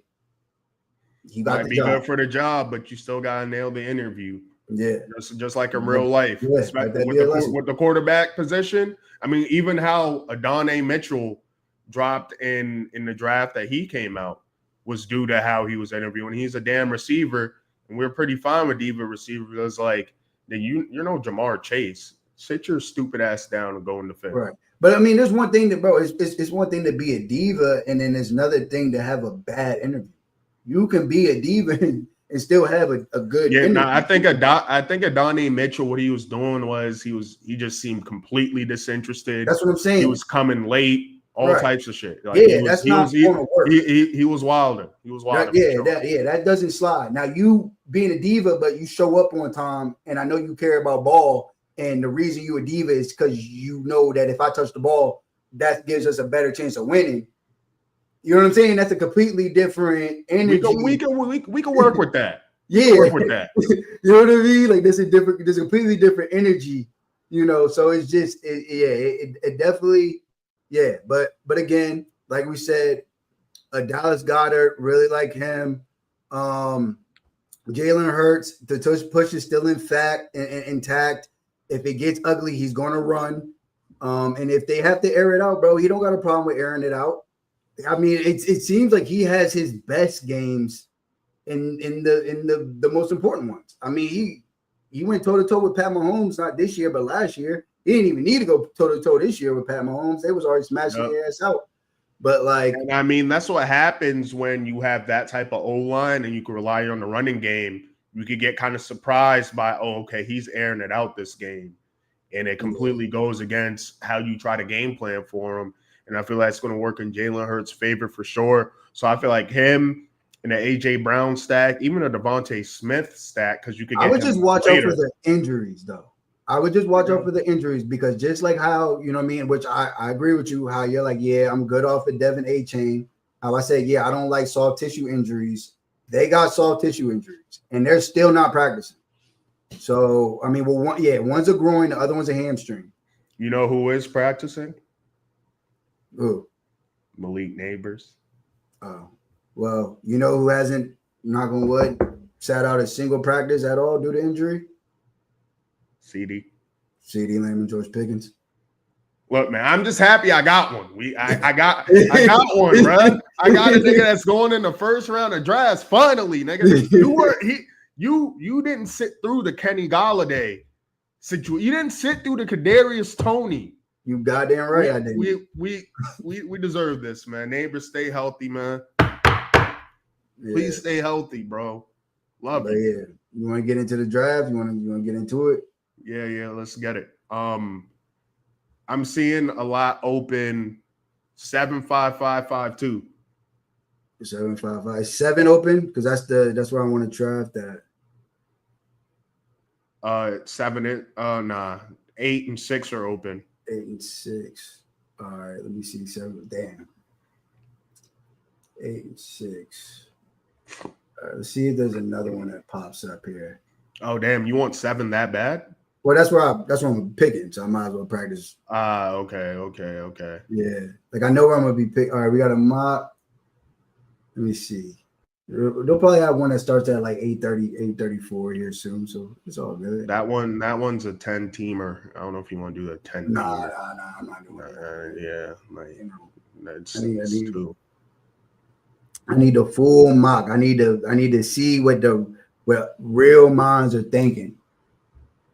So, damn, I can't believe 7. 7's always taken for whatever reason. That's like a very popular. I guess I don't know. I mean, I guess that's the one you got to practice for, right? 7. Yeah, I mean that's like literally the middle. Like. Bro, how are they doing standard before they do? Why is there so many people still play standard? Yeah. People still do standard. Probably, bro. Some people like standard because they feel as if it feels like, you know what I mean, like PPR is like scamming, like they PPR scammers and hat PPR. Like they don't like those. I mean, I get it when you have like Wan'Dale Robinson going crazy because he caught the ball 10 times for 35 yards.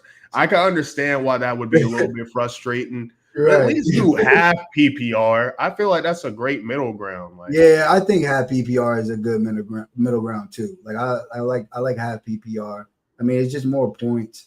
This is a half PPR one. I don't mind doing this one at 7. I don't mind doing half PPR either. The 1-2-2-0-1-3. Did you already take it? Yeah, I took it. You took it. Yeah. I'm picking. So I have a draft that's 14 people. That's the Waves draft. So I feel like something similar. I'm picking like 13 or 12. So I think I'm gonna go with pick 11. 13th or 12. That's gonna be fun. Yeah, that's gonna be fun. Sure. 14 picks. Yeah. So this mock starts in. This mock starts in 9 minutes. Might be sooner, depending on how it fills up. So good time for me to take a bathroom break. Let me see. My man, draft grades. Let me see. He asked for draft grades. Draft grades on. All right, so I would do Josh Jacobs over Jonathan Taylor, but Jonathan Taylor will probably still have a pretty good season. I definitely like George Kittle in the late 3rd round and all the way up to the middle of the 4th round. Devontae Adams, I think you can get him for a decent value, especially now because people are going to be worried about Matthew Stafford and his back injury. It's one of those situations where he can be good for 2 weeks and they could just swell up on him, inflammatory, and he could be out until they don't know when. Cooper Kupp looks like they're going to be really creative, get him involved in the offense. So they're both going to be in the slot, him and Jackson Smith and Jigba. I think where he's going, you can take the flyer on him. Travion Henderson, everybody loves Travion. He's sexy pick, and he's going to be one hell of a football player. I just don't know if you want to draft him this early in fantasy due to the fact that Ramondre still will be receiving snaps as the starter, and they will be splitting carries. Zach Charbonnet, my personal favorite. I'll select him if he's there. 8th, 9th, anything after the 10th round, I would definitely take him for sure. Deebo Samuel, he's kind of fallen in the draft. So where he's fell at, the way that they're probably going to be using him and implement him into the offense, I would not mind drafting him at his ADP or lower. I don't think I would be reaching for him or targeting him, but if he's there, I would definitely go ahead and take him, especially if I've already kind of took care of my running backs and my the other aspects of my wide receiver room. Jordan Addison, again, similar situation. He's falling, not going to be there for the first 3 weeks, but you should have guys that can cover for him while he's out for those 3 weeks. I don't really mind taking him, but it's all dependent on who's on the board. Cam Scatterbo just got back from injury, had a hamstring situation, hasn't played in preseason yet. should be fine. Looks like right now, Tracy will be getting about 85% of the carries, the touches. Cam Scatterbull still will be in line for work as the short yardage back and also the goal line back. Josh Downs should be a steal. He just talked about Wan'Dale Robinson. Imagine Wan'Dale Robinson, but better. That's Josh Downs. I think that that quarterback, whatever the quarterback's name is, like Jake Daniels, I think he'll be able to get it to him. Daniel Jones. Daniel Jones. Daniel Jones. Nick Chubb. Draft starts in 45 seconds. Okay. Nick Chubb, draft him because he's late round, but don't expect much. Colin Murray, if he's there, pick him, have a little bit of fun. Christian Kirk. Well, I think this is what he already drafted, which I'm confused because the draft started. I'm confused because who was your first round pick? Jonathan Taylor? Probably. I don't know. Like he's kind of going in the second. Josh Jacobs kind of going in the second. It's an interesting. Maybe draft. at 12. Where am I at? I'm at 7. Yeah. That sounds like 12. Juan, were you 12 or 10? Showing here. He did that in a 10 league PPR 10-man league. And we already answered my man's question. All right, let's get it. Wait, are you ZZZZZ? I should be a coup. Hey, bro, we're in different drafts. What? Which one are you in? I'm in a full PPR. I guess I picked the wrong one. No, you're in the same one. 2013. I'm on the clock right now. No, bro, you have your thing up. Oh, right now. Yeah, oh, yeah. Damn. So get out. Get out. All right. Yeah, get out. Fuck. All right, that one was on me. I think I don't know how I picked the wrong one. Fuck. All right. We got a 12-team PPR with a 7 on it. With a 7. Yeah. I see it. 4730. Did you already hit it? Yeah, I already hit that. All right, just to make sure. Well, I just hit 11. Let me see where you at. All right, there we go. I see you. So you at 7. This run starts to 7 minutes. It might speed up depending on how much it fills up. But full PPR. Okay. Well, if it's a 10-man, I still don't get how you end up with Jonathan Taylor in the first. I mean, maybe if it's a 10-man league. Maybe he's just high on him. Maybe Juan is a Colts fan or something. And you go Kittle. If that's who I think it is, I think he's a Giants fan. Nah, yeah. I think you might be a Giants fan. Giants fan. I don't know, bro. And especially in the 10-man, like that seems like what you would get in a 14-man. I mean, I think the team is cool. It's the receivers I'm kind of sketched out about with this team. Devontae Adams, Cooper Kupp, Debo, Jordan Addison's going to be out for the first 3 games. Josh Downs is cool, but he's dealing with a slight little injury at the same time.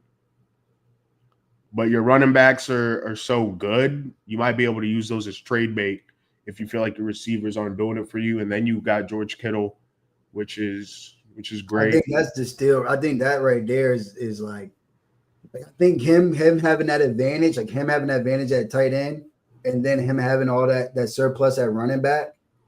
Low key, he really just kind of asking for his wide receivers to just be average, and if they average, like he should be straight. And then Christian Kirk, depending on the matchup, you might just want to straight up start him because I feel like he's going to be pretty explosive in that offense if he can get back to form and stay healthy. I'm not about to go crazy. I'm not about to start.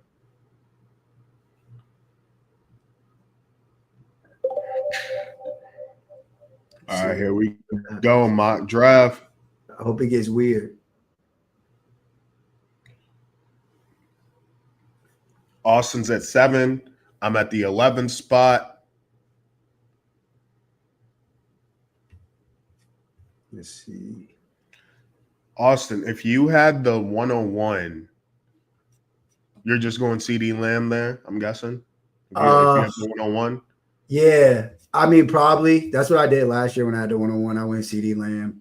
But again, like if someone if they like I mean, I understand why somebody else would go Chase. See Bijan at 2, that's interesting, but don't hate it. CD Lamb at 3. It looks like he's slowly starting to I don't think CD Lamb gets past 3 just because of the question marks at quarterback with JJ McCarthy and then Justin Jefferson. You know, I think he just got back to practice. Something up with him. Yeah, so I think he's slowly starting to supplant JJ as the second pass catcher to come out. Yeah, bro. So you need a top 3 pick if you want your boy. Seems like. Yeah, but at this point, I'm kind of cool with it. Because you could get George Pickens later. It seems like you've been able to get him pretty easily. But now, since everything like the ADPs and stuff are starting to catch up, we'll see. We'll see. I think I might still be able to pull it off. Where am I at? All right. I'm gonna go where my guy. And I did a few builds where I did go running back first and I took Christian McCaffrey. But I think Nico is like the poor man's version of Jamar Chase, CeeDee Lamb, and Justin Jefferson. Like I really believe that. And then I think this year he's going to get peppered with targets along with the fact that he can play X and he can catch balls down the field and stuff like that. So I just think like this is going to be the last year that you're able to even get Nico Collins in the back end of the round. I'm going Brian Thomas Jr. here. Yeah, Brian Thomas. I feel like, with Liam Cohen, this might be a year where Trevor Lawrence really puts it together. So I'm high on him as a talent just in general. Here, I'm not going to pick again. Who? Christian McCaffrey and Ashton Jenkins. Oh, okay. I mean, that's interesting. I'm going to go ahead and get Derrick Henry. Yeah. Derrick Henry, Brian Thomas. I just feel like I'm not really dealing with any injury issues. I'm not really, you know what I mean? Like, I feel like those are solidified. Like, yeah, those are going to hit for you. Those are definitely going to hit. Whereas for some reason, like, for example, if I had a choice between St. Brown and Brian Thomas, I think I'm still picking Brian Thomas. Puka and Brian Thomas, just because I'm so unsure about Matt Stafford, I'm probably still going Brian Thomas, to be honest. See, I think I'm kind of cool with St. Brown. I think I'm straight with. I think, but I've always kind of been a fan of his, so that might be. I mean, I'm a fan too, but you're definitely like, you've been. That's really your guy. Let me see. Oof, I gotta do it. I don't know what's coming back to me, but Nico in the first and Lad in the first. I'm ready to boogie. I mean, Lad in the second, Nico in the first. Achane going where I think he should go finally. That's like, because people were getting him early second, even like late first, and I was like, that's too rich for me. Like, I don't really want piece of this Dolphins offense. You see what the Lions players said about their practice? Like the anonymous lion. Oh, anonymous. Yeah, but how often is a player coming out and saying something though? Like, that's what I'm saying. Never. So it's like you want to say something is not with your chest, so we can't even find the source. It's just. Dan Campbell not allowing that. Most people again. It's just I don't know. Like I didn't see the quote, but like I remember that one time that Philly page tried to act like freaking Miles Sanders said some shit. I'm like, why would Miles Sanders say that? Like, he wouldn't even say that. It was just kind of like bait because it was like clickbait. It wasn't even true. So it's just I don't know. Oh yeah, I sent that to you. Yeah. This wasn't bait though. Hold on, I'm gonna find out what he said. So Jamar Chase, Tyler. Okay, he's going for it. He's going for it. He's trying to win his league. I feel it. I like this. I like Bijan, Trey McBride, Tyreek and Jackson Smith Hill. and Jimbo too, especially in the PPR league.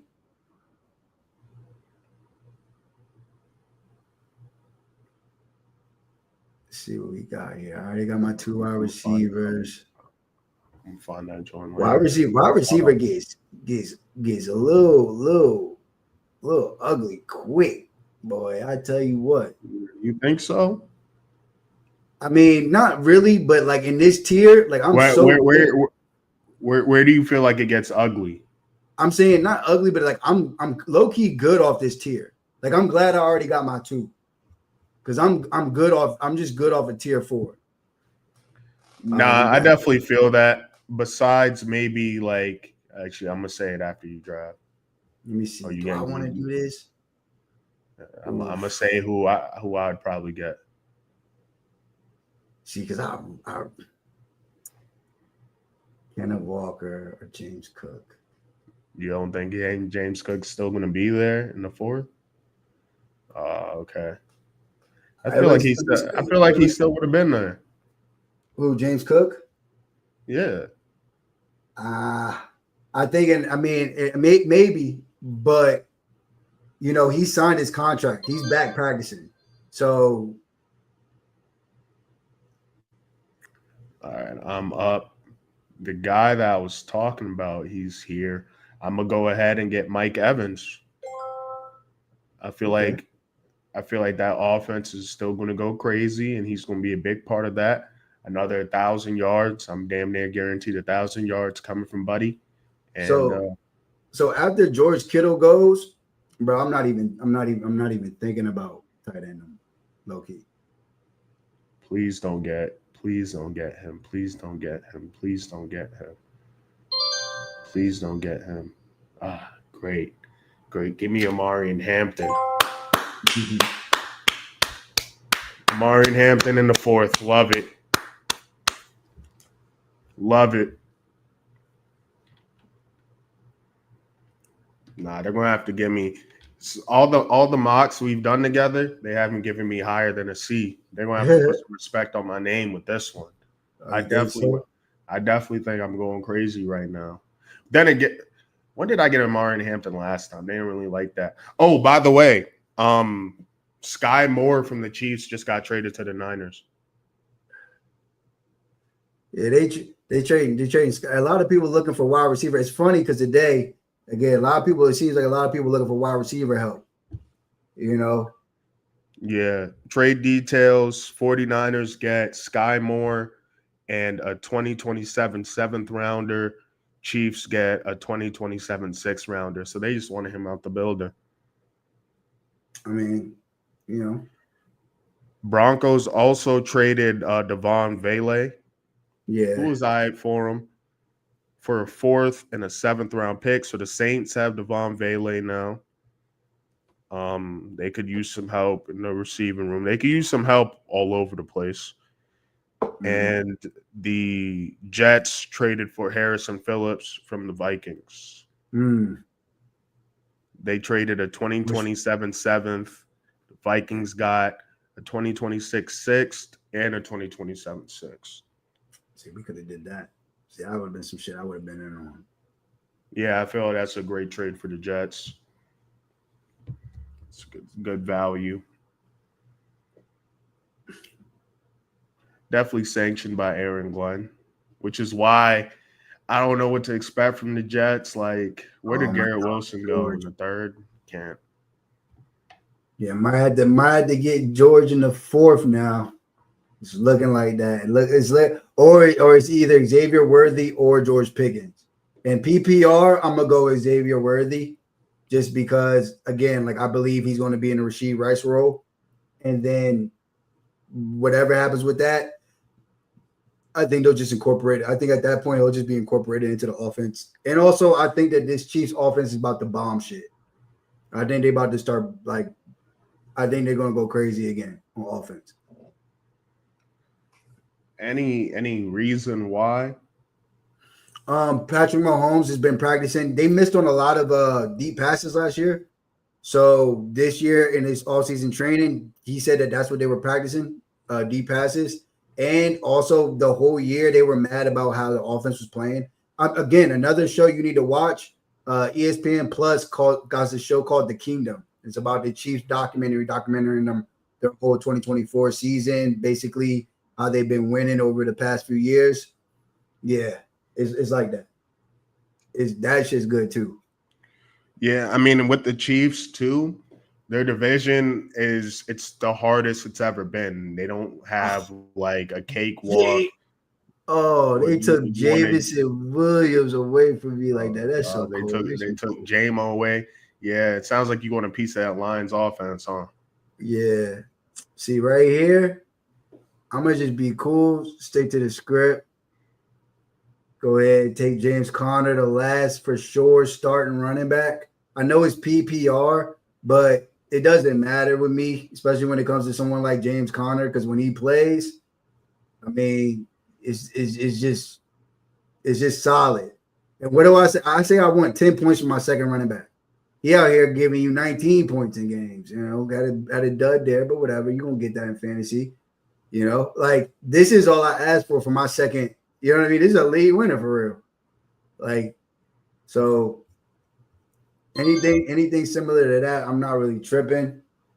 Got two solid running backs that I don't mind being starters. And then now I can kind of just go crazy and attack wherever I feel like it, whether it be running back or wide receiver. I'm going to just load up. It's time to just fire up and load up. I feel like I got a lot of value of both those picks, so I feel like it's a good spot to get Pat Mahomes.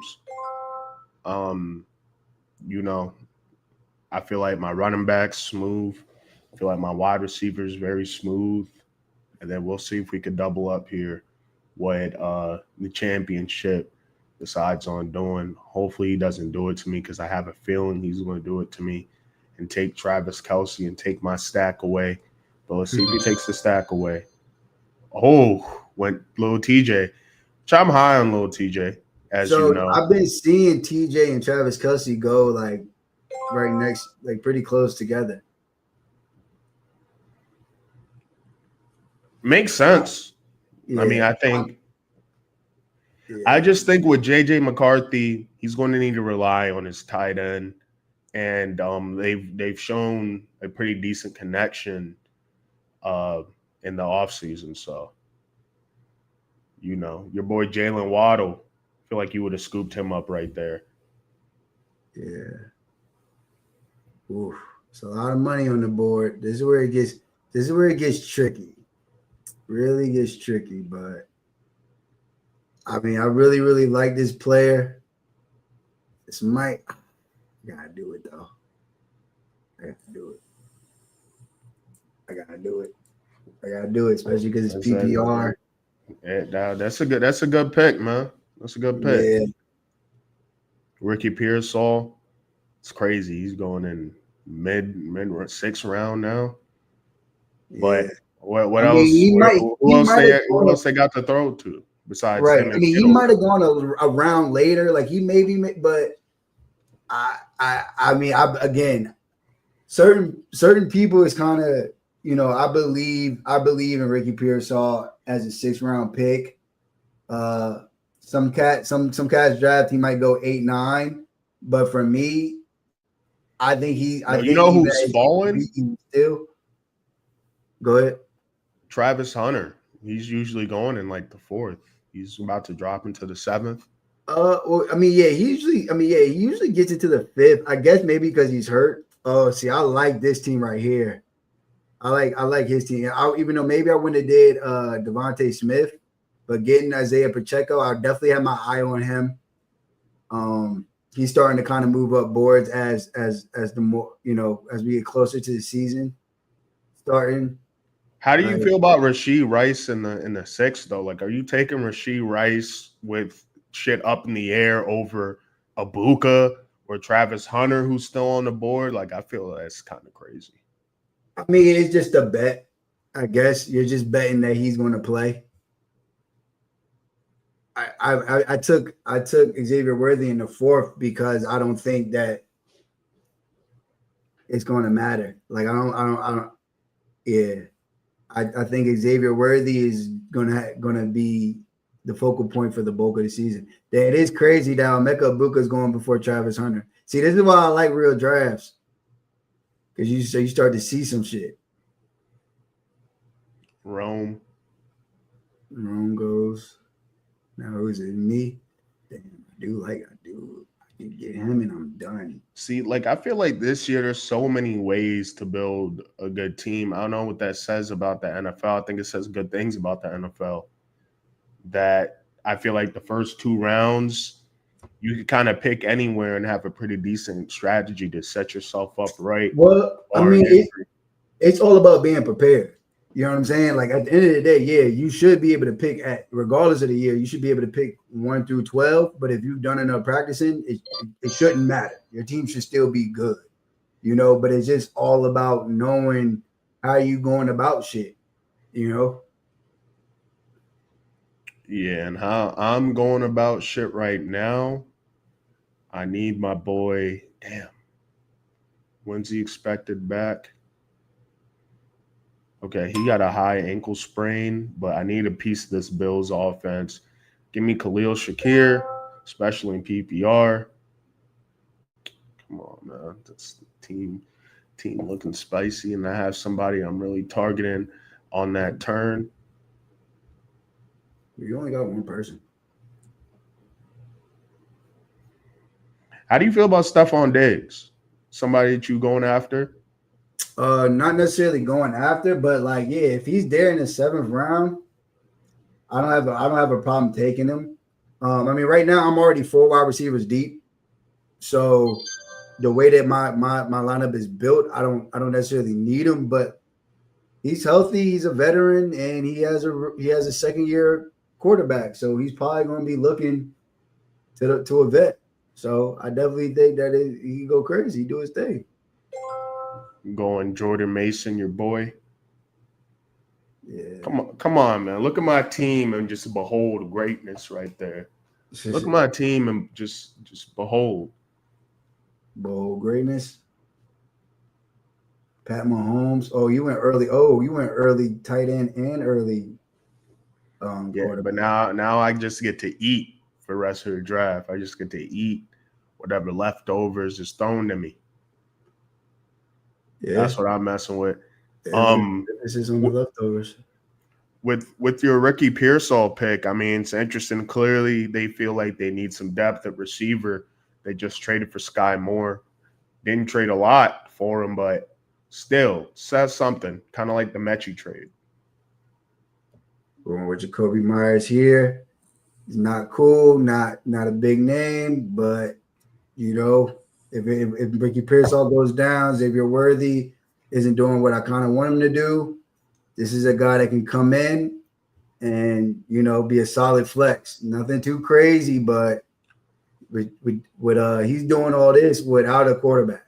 17, 18, 22, 15, 13, 10. I'm cool with it. Dependable. Jacoby Myers, Juan Jennings, for me personally, they're like all in the same tier.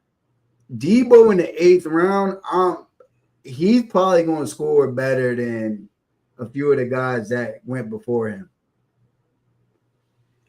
You think so? So realistically, probably. Like who?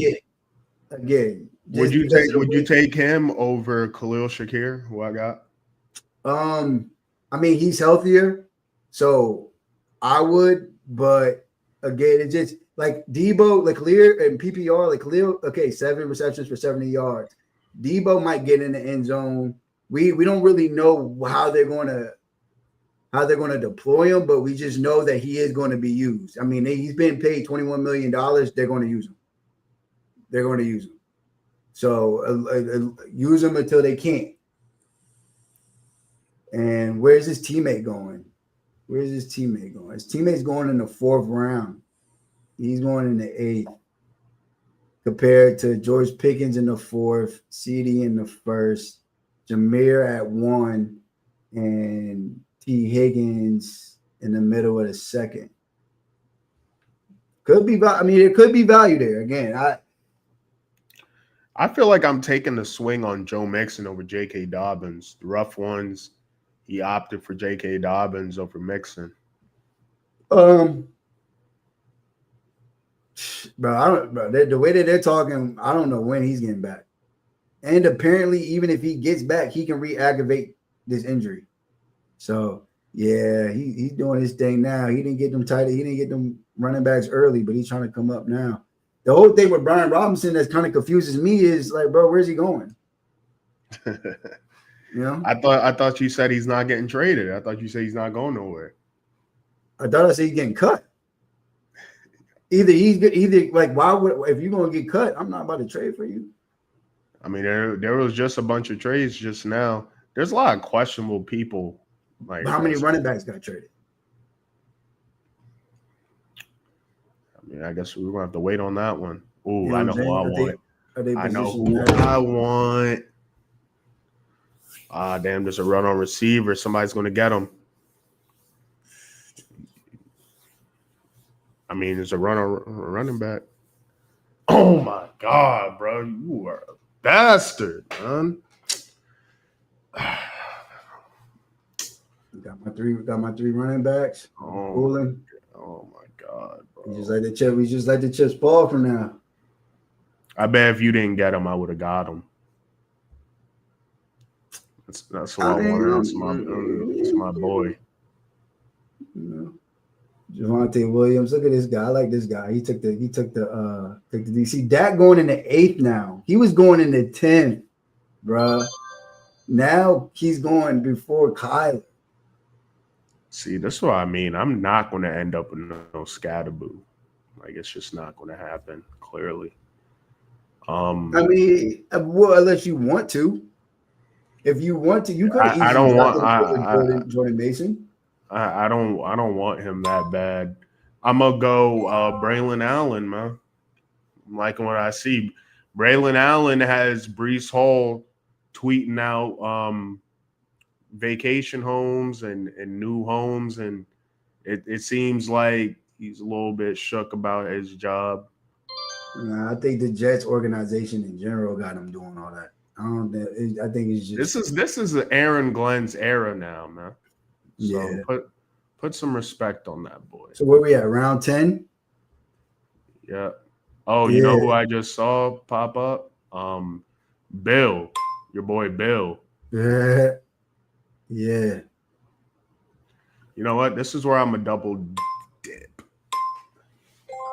Just in case Kelsey isn't working out, let me get Tyler Warren on the team.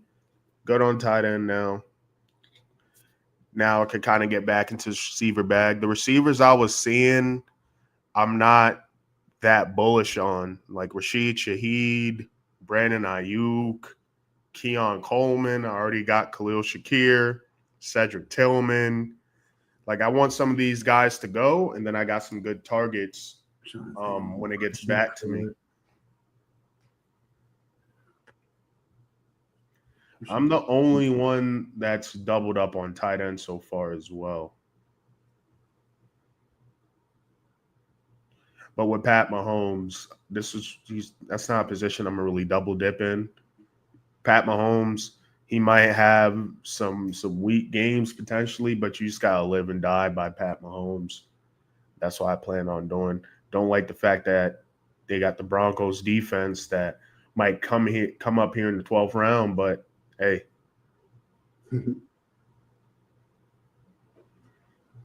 Shaheed. Hey, man, have fun with Tyler Shuck throwing that boy the ball. Hey, bro, you got to know the offense. You don't have to throw it far. Got to know the offense. And you mean to tell me I get this production? You trying to tell me I get this production, something similar? Like, I'm cool. This is the game he tore his ACL in.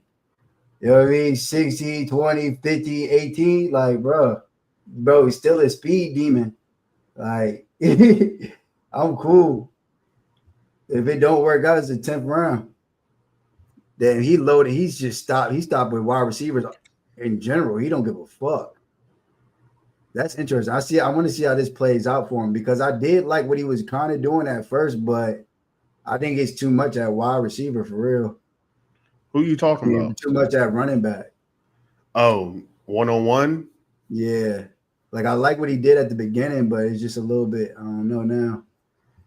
Yeah, I feel like this just means he's very confident in his receiving group. Because he hasn't gone receiver since the 4th round. Then opted for kickers crazy with the receiving options still left on the board. There's somebody I'm definitely targeting here. And I feel like my receivers are kind of up to par with his. Obviously, Jamar Chase is a big step up from anybody I got, but he got a 40-point score over there. Yeah, but he 1-on-1. That's what you're supposed to do. Like, if I'm 1-on-1, as much as I want Neighbors, I'm gonna have to go Chase. Fuck, I wanted Luther Burden, bro. Okay, so you finally got your tight end, Colson Loveland. I thought you weren't that big of a fan of Loveland. Nah, bro. One, I never said anything about him, and two, it's like he was drafted first to the same coach that drafted Sam Laporta, and Sam Laporta had his tight end one season as a rookie. So it's like they drafted him before they drafted Luther Burton. Like, so at the end of the day, go Jaden Higgins. Jaden Higgins, you know? Jaden Higgins isn't getting no burn. I know he's not getting burned. He's somebody I'm keeping on the bench. Like, if this was my team, I'm keeping him on the bench and seeing how shit shapes up. Because the talent is there. I'm betting on the talent. Like you said, who did you get that I didn't like too much just now? You got Rashid Shaheed. Like, give me CJ Stroud. And there's a distinct difference between Rashid Shaheed and Jaden Higgins. Man, Rashid Shaheed, he needs somebody that could throw it deep. There's no more Derek Carr over there. Yeah, all right. All right, and it's PPR. You don't think he gonna catch no screens? You don't think Kellen Moore got screenshot games in this? PPR, so I got Wan'Dale Robinson, man. Yeah, but your PPR gonna be 9 points. Yo, he's tired. Look at this stat line. Look, bro. This shit is crazy. Leave him alone, bro. 6 for 23. Bro, leave him alone, bro. Bro, listen. Yeah. He's tired of the narratives. All right, he's tired of the narratives. He wants it deeper. No Diddy. He wants deeper balls. No Diddy. He does. Yeah. He does. You know what I mean? Yeah, so he should be paying attention to motherfuckers. All right, let's see what we want to do. We want to get Hunter Henry here. But hey, this is full PPR, so shit, 6 catches for 23. Hey man, that's a good 8.5 points. You know? We rocking. Like, I'm so okay with getting my tight end and my quarterback right here, bro. So you got that's the cool stack. I like that stack. That's like my sleeper stack if I don't land one of the quarterbacks I want early. That's the stack that I'm going after. Him and Loveland. I feel like people don't know where to really get them boys. So this is just like quarterback goes so like bro, like Geno Smith might be straight. He might be straight. Like it's just crazy. I mean, I feel like for example, he got Brock Bowers in the second, right? He might as well fuck around and just wait and get Geno along with him. You know what I mean? But people just get antsy when it comes to the quarterback position. They can't help it.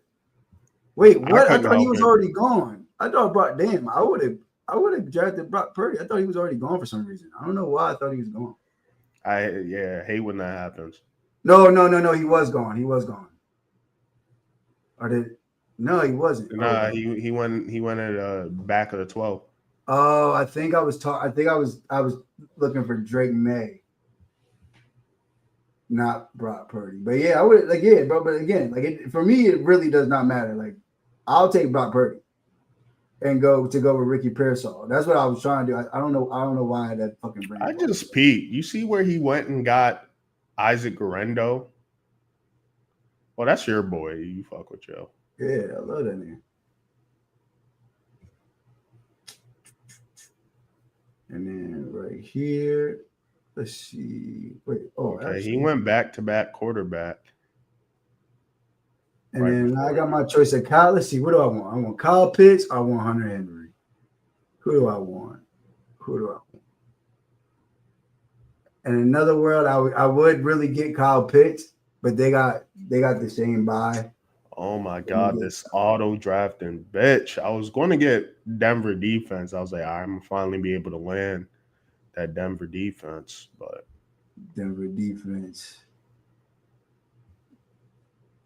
Yeah, bro. I guess they had some good weeks. 15, 16, 20 against New Orleans.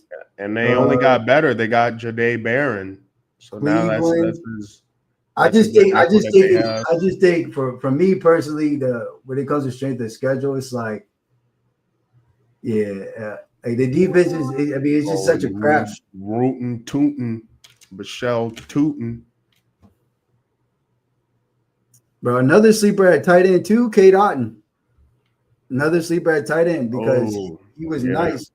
He was nice when CJ Godwin was out, bro. He was cold. He was doing all right.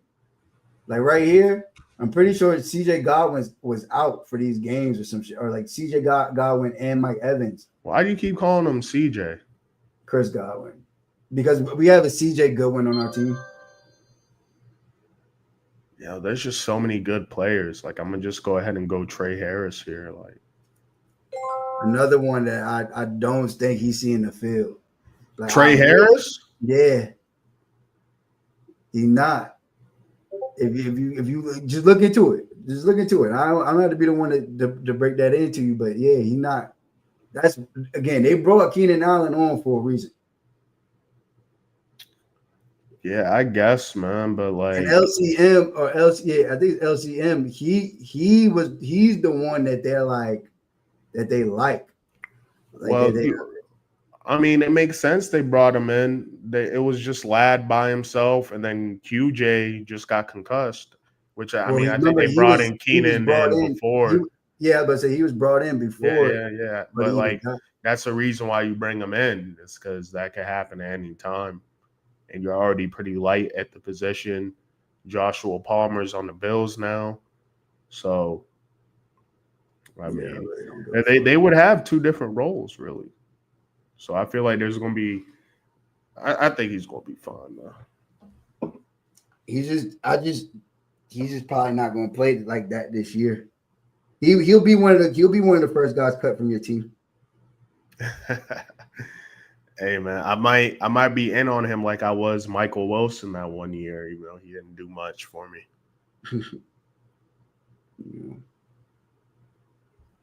Jalen McMillan. You feel like Jalen McMillan's getting slept on a little bit? No, bro. He's on IR. He's sleeping for the rest of the season. Oh, that shit says week 9. Severely sprained neck. Oh. Yeah, he's not coming back till week 10. Yeah, Abuka's definitely somebody I did not know that. That's Abuka's. I'm after him. Yeah, bro. That's what I'm saying. This shit like it flips quick. It flips real quick. With the injuries like that, now it's important to look at the injury updates on all of these players on all of these teams because, like you just thought, Jalen McMillan was going to be, you know what I mean? You thought he was going to be part of the offense. He's not going to be. I thought he was going to be back, like within the first month. Yeah, he's out. Out. So it's just one of those things, though. You know, so. I think this weekend I want to do sort of a tier list. I'm gonna do this like kind of like how I did that Matt Stafford video. Did pretty well. Trading spot, potential landing. I don't think it happens anytime soon because I don't think they should get rid of him. But Look at just this potential landing Zach, spots for Anthony Richardson. Zach Work, Anthony Richardson. I mean, yeah. I hope they let him go somewhere. If you gave up on him, let him go somewhere. I feel like he needs a fresh start. He's younger than like Shador. He's younger than He's still younger than a lot of players. So I feel like he's straight, bro. I feel like they should have just kept rocking with him. But hey, man, you lose a QB battle to Daniel Jones. What's supposed to happen? Yeah, I mean see for me, I got theories about this shit, but it's just like certain players are just like I don't know I got my tinfoil hat on, man. What's I don't know. It's just I don't know how you can watch what Daniel Jones has done for the past 6 years and been like, you know what, like this is the floor we like. I mean, again, but there's a YouTube. I gotta send it out to you. And it talks about it's a quarterback, a former quarterback. He was a college quarterback, and he talks about how it really goes down when you're in a legit quarterback battle. And it's like, okay, this is real. Like this is accurate as fuck. Because it's not what you think. What is it? What is it? He breaks down what it's like to actually go through a quarterback battle and how the coach decides on the player. Don't tell me who is it? Kurt Benhart? Nah. Nah, this dude actually but everybody he was with was like Sam Darnold, Ben DiNucci, the quarterbacks he lost to, all of them ended up being NFL players. I still got legit. I got a 72. It's all good. See where we liked that. See what they didn't like. Damn, I was last. You were second to last. That's crazy. Let's see. What if it says I should have went Devontae Adams over a running back. I mean over the running back, but I like the running back later. I'm not too big of a fan of where Devontae Adams is going ADP wise, to be honest.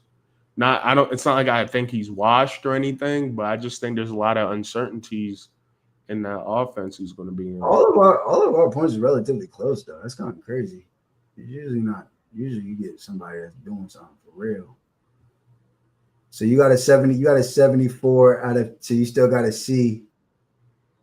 But they like Derrick Henry, Mike Evans, Amarion Hampton, Brian Thomas, Derrick Henry. I think this is so funny how it like the same person that can love it could be the opposite person hates it. But I mean, I guess that's how you get to a C though, right? Got a 94 on the test, and you got an F on the test. Well, what I noticed from these past couple of drafts, they're not big on Amarion Hampton, and I thought they would be pretty good with him in the fourth round. I feel like fourth round is great value for him. I think it all depends, bro, because he is big on him. You know what I mean? Like I think, but again, he's a player that you're betting your whole season on. That's how I draft though. Like I draft that way. I'm betting everything on some of these guys. It's all about some of these guys. So this motherfucker loves my shit. Look, he gave it a 98. Kobe, Xavier Worthy. I mean, those are all great wide receiver picks that you had. So I was messing with that too. Damn, they really didn't like James Cook. It seemed like I told you. Wait, yeah, I told you got him a little bit too early. No, I mean I got him in the third, but again, I feel like you could have got him in the fourth. See, I as a running back one, I mean that they're saying I should have got him in the fourth, but I don't know if he would have been there. And I'm cool with him being like my bell cow running back. Like, oh, they said the same shit I did. Yeah, they didn't really like see right here. They're like, yo, you should have got a wide receiver and drafted a running back later. And I mean, maybe I did, maybe I should have. If you well, that's a dumb question. I was going to ask if you knew he was going to be there. Would you? Of course you would, but you don't know. But this is why I do like this this practice. But I'm not like I like Ricky Pearsall. You know what I'm saying? I'm drafting Ricky Pearsall. I'd much rather have James Conner. Like I'd rather have James Conner and Ricky Pearsall. Like I rather personally have them. I And have them David rated higher. Montgomery and DK. Yeah, like I'd rather have Xavier Worthy. Yeah, definitely. That whoever Yeah, that is tripping because James yeah. Conner, we know. I mean, he's supposed to be splitting with Trey Benson and all, but like, still, James Conner be getting busy, and then David Montgomery, he's definitely going to get less for workload. DK Metcalf, he should be straight with Aaron Rodgers, but Ricky Pearsall, the 49ers have the easiest schedule in the league, and Brandon Ayuk, where he at? See, Juwan I Jennings, mean, where and them they niggas just traded for Sky Moore. Sky Moore, the nigga with the porn star name. Nigga has a porn star name. He's a receiver. It's never going to work out for you. and like I don't know, bro. This is what I'm saying. Like, bro, he has the 8th easiest schedule. Like last year, he didn't. He wasn't trash. Nah, So, I'm definitely targeting James Cook. I'm definitely targeting him for sure. Like I'm not yeah, mad at the player. I just felt like I could probably get him in the 4th. you know, if I get that at my run, like him and James Conner, they gonna do their thing. They gonna, you know what I mean. Somebody gonna come up for me. So again, I mean, and again, I like this. Some people do not. They don't care. They do not like a 190-pound running back. You know what I mean? Like there's some people that just don't like Jadon Blue because he's sub 6 foot, sub 200 pounds. There's people who don't like Ashton Genty, who think Right. he's overrated and he's not going to do good in the league or whatnot. You know, so it's just one of those things where as long as you cool with it, like I've seen James Cook ball enough in any type of game, any type of weather to the point where it's like, all right, bro, I'm done down now. Like Yeah, my you whole got the thing, contract situation figured out. They're yeah, paying you. They're going to use you like you've been talking. You're smack. yeah, he's gonna be, bro. He had 16 touchdowns last year. Like, even if he don't have 16, And it no, wasn't but and it wasn't a Jamal Williams 16 either. yeah, It was a real 16. It yeah. wasn't Jamal Williams on the Lions that one year, which So I'm who not, got him after? Super I'm not. hyped to get him. I think it was the Saints. Or who Yeah, the scooped him Saints, then? the Saints, the Saints, the Saints like paid like $8 million a year for his ass. Them niggas were stat watching. It's like, bro, you don't see how he got to that 16. I mean, it was a good story, and he likes anime and whatnot, which is cute. But like, let's be real here. Let's be real. But But yeah, so you know, that was a draft. Again, like I said, it's good practice. You still didn't get to a B yet, but you close. Got to 79.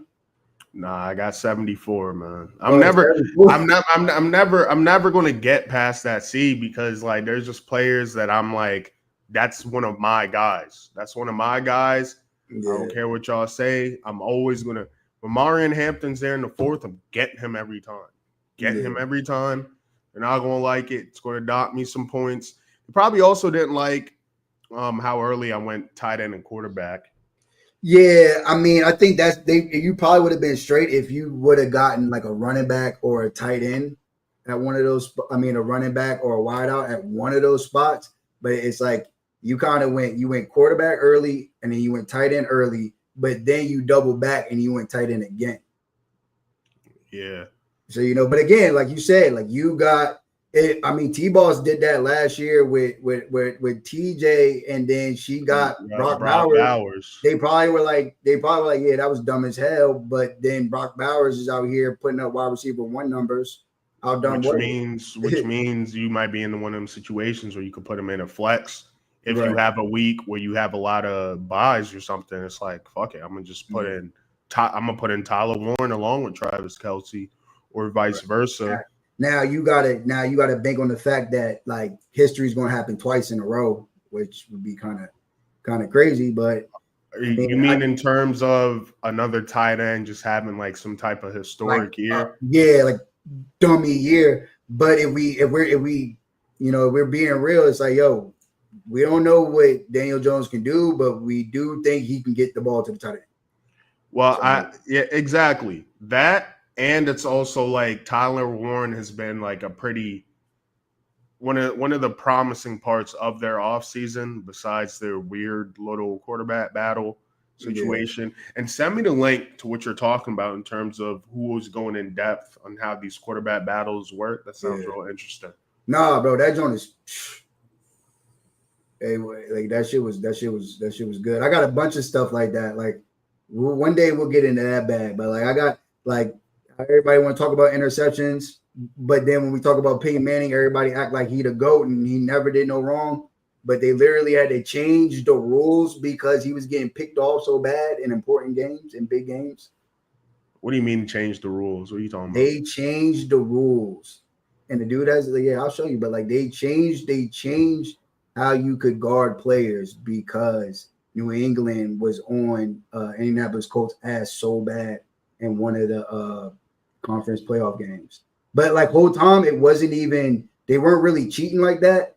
The defense was just going so crazy. Like the players were going crazy, and the defense was just like Peyton was Is this when they had like Richard Seymour and Ty Law? And like Ty Law makes one of the craziest plays you'll ever see a cornerback make, like in cover two.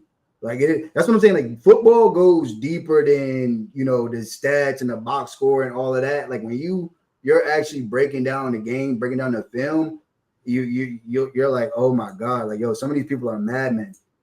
Like some of these players are madmen, some of these coaches are madmen. Like, yeah. This is why this is the best sport in the world.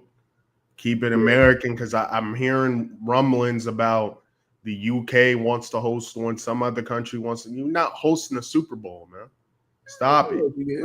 We'll let you get a game. We'll let y'all get a game. You could go watch the Jaguars and the Panthers play.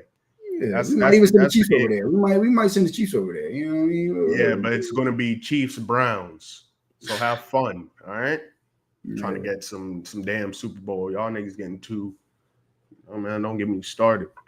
But that's it for that. We'll be back Friday with another one. I'm definitely going to have a different draft strategy. I'm not getting no quarterbacks, tight ends early. Maybe I get my boy Neighbors. Bro, you can't help it.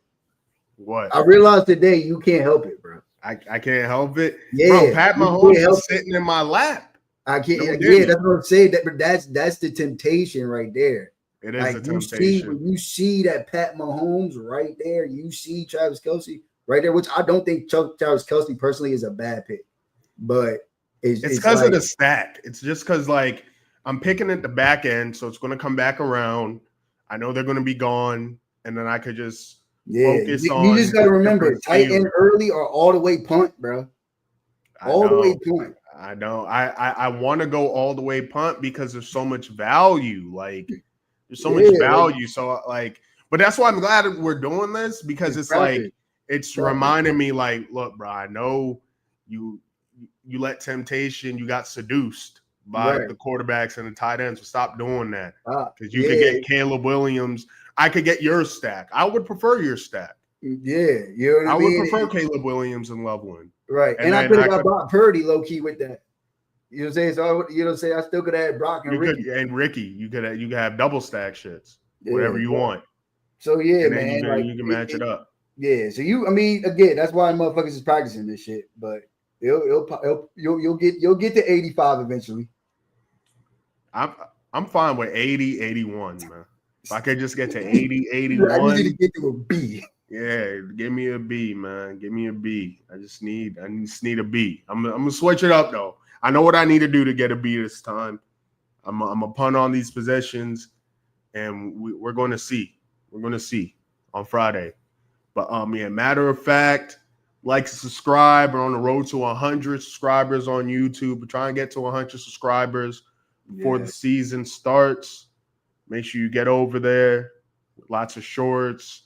We're going to have more content besides live streams. We're going to be doing some more rankings right before everyone's drafting and whatnot, and kind of give you a deeper dive into how we think about shit. Hey, appreciate you, Faison. Yeah, he's with the Mafia shit. Matter of fact, you're going to blow it up, bro. Faison, you're going to blow this shit up, bro. I got faith. Shout out to Waves, too. Waves, get wavy. Join the waviest Discord, man. It's the waviest Discord in the world. Yeah, Discord link in the profile. Shout out to Max B.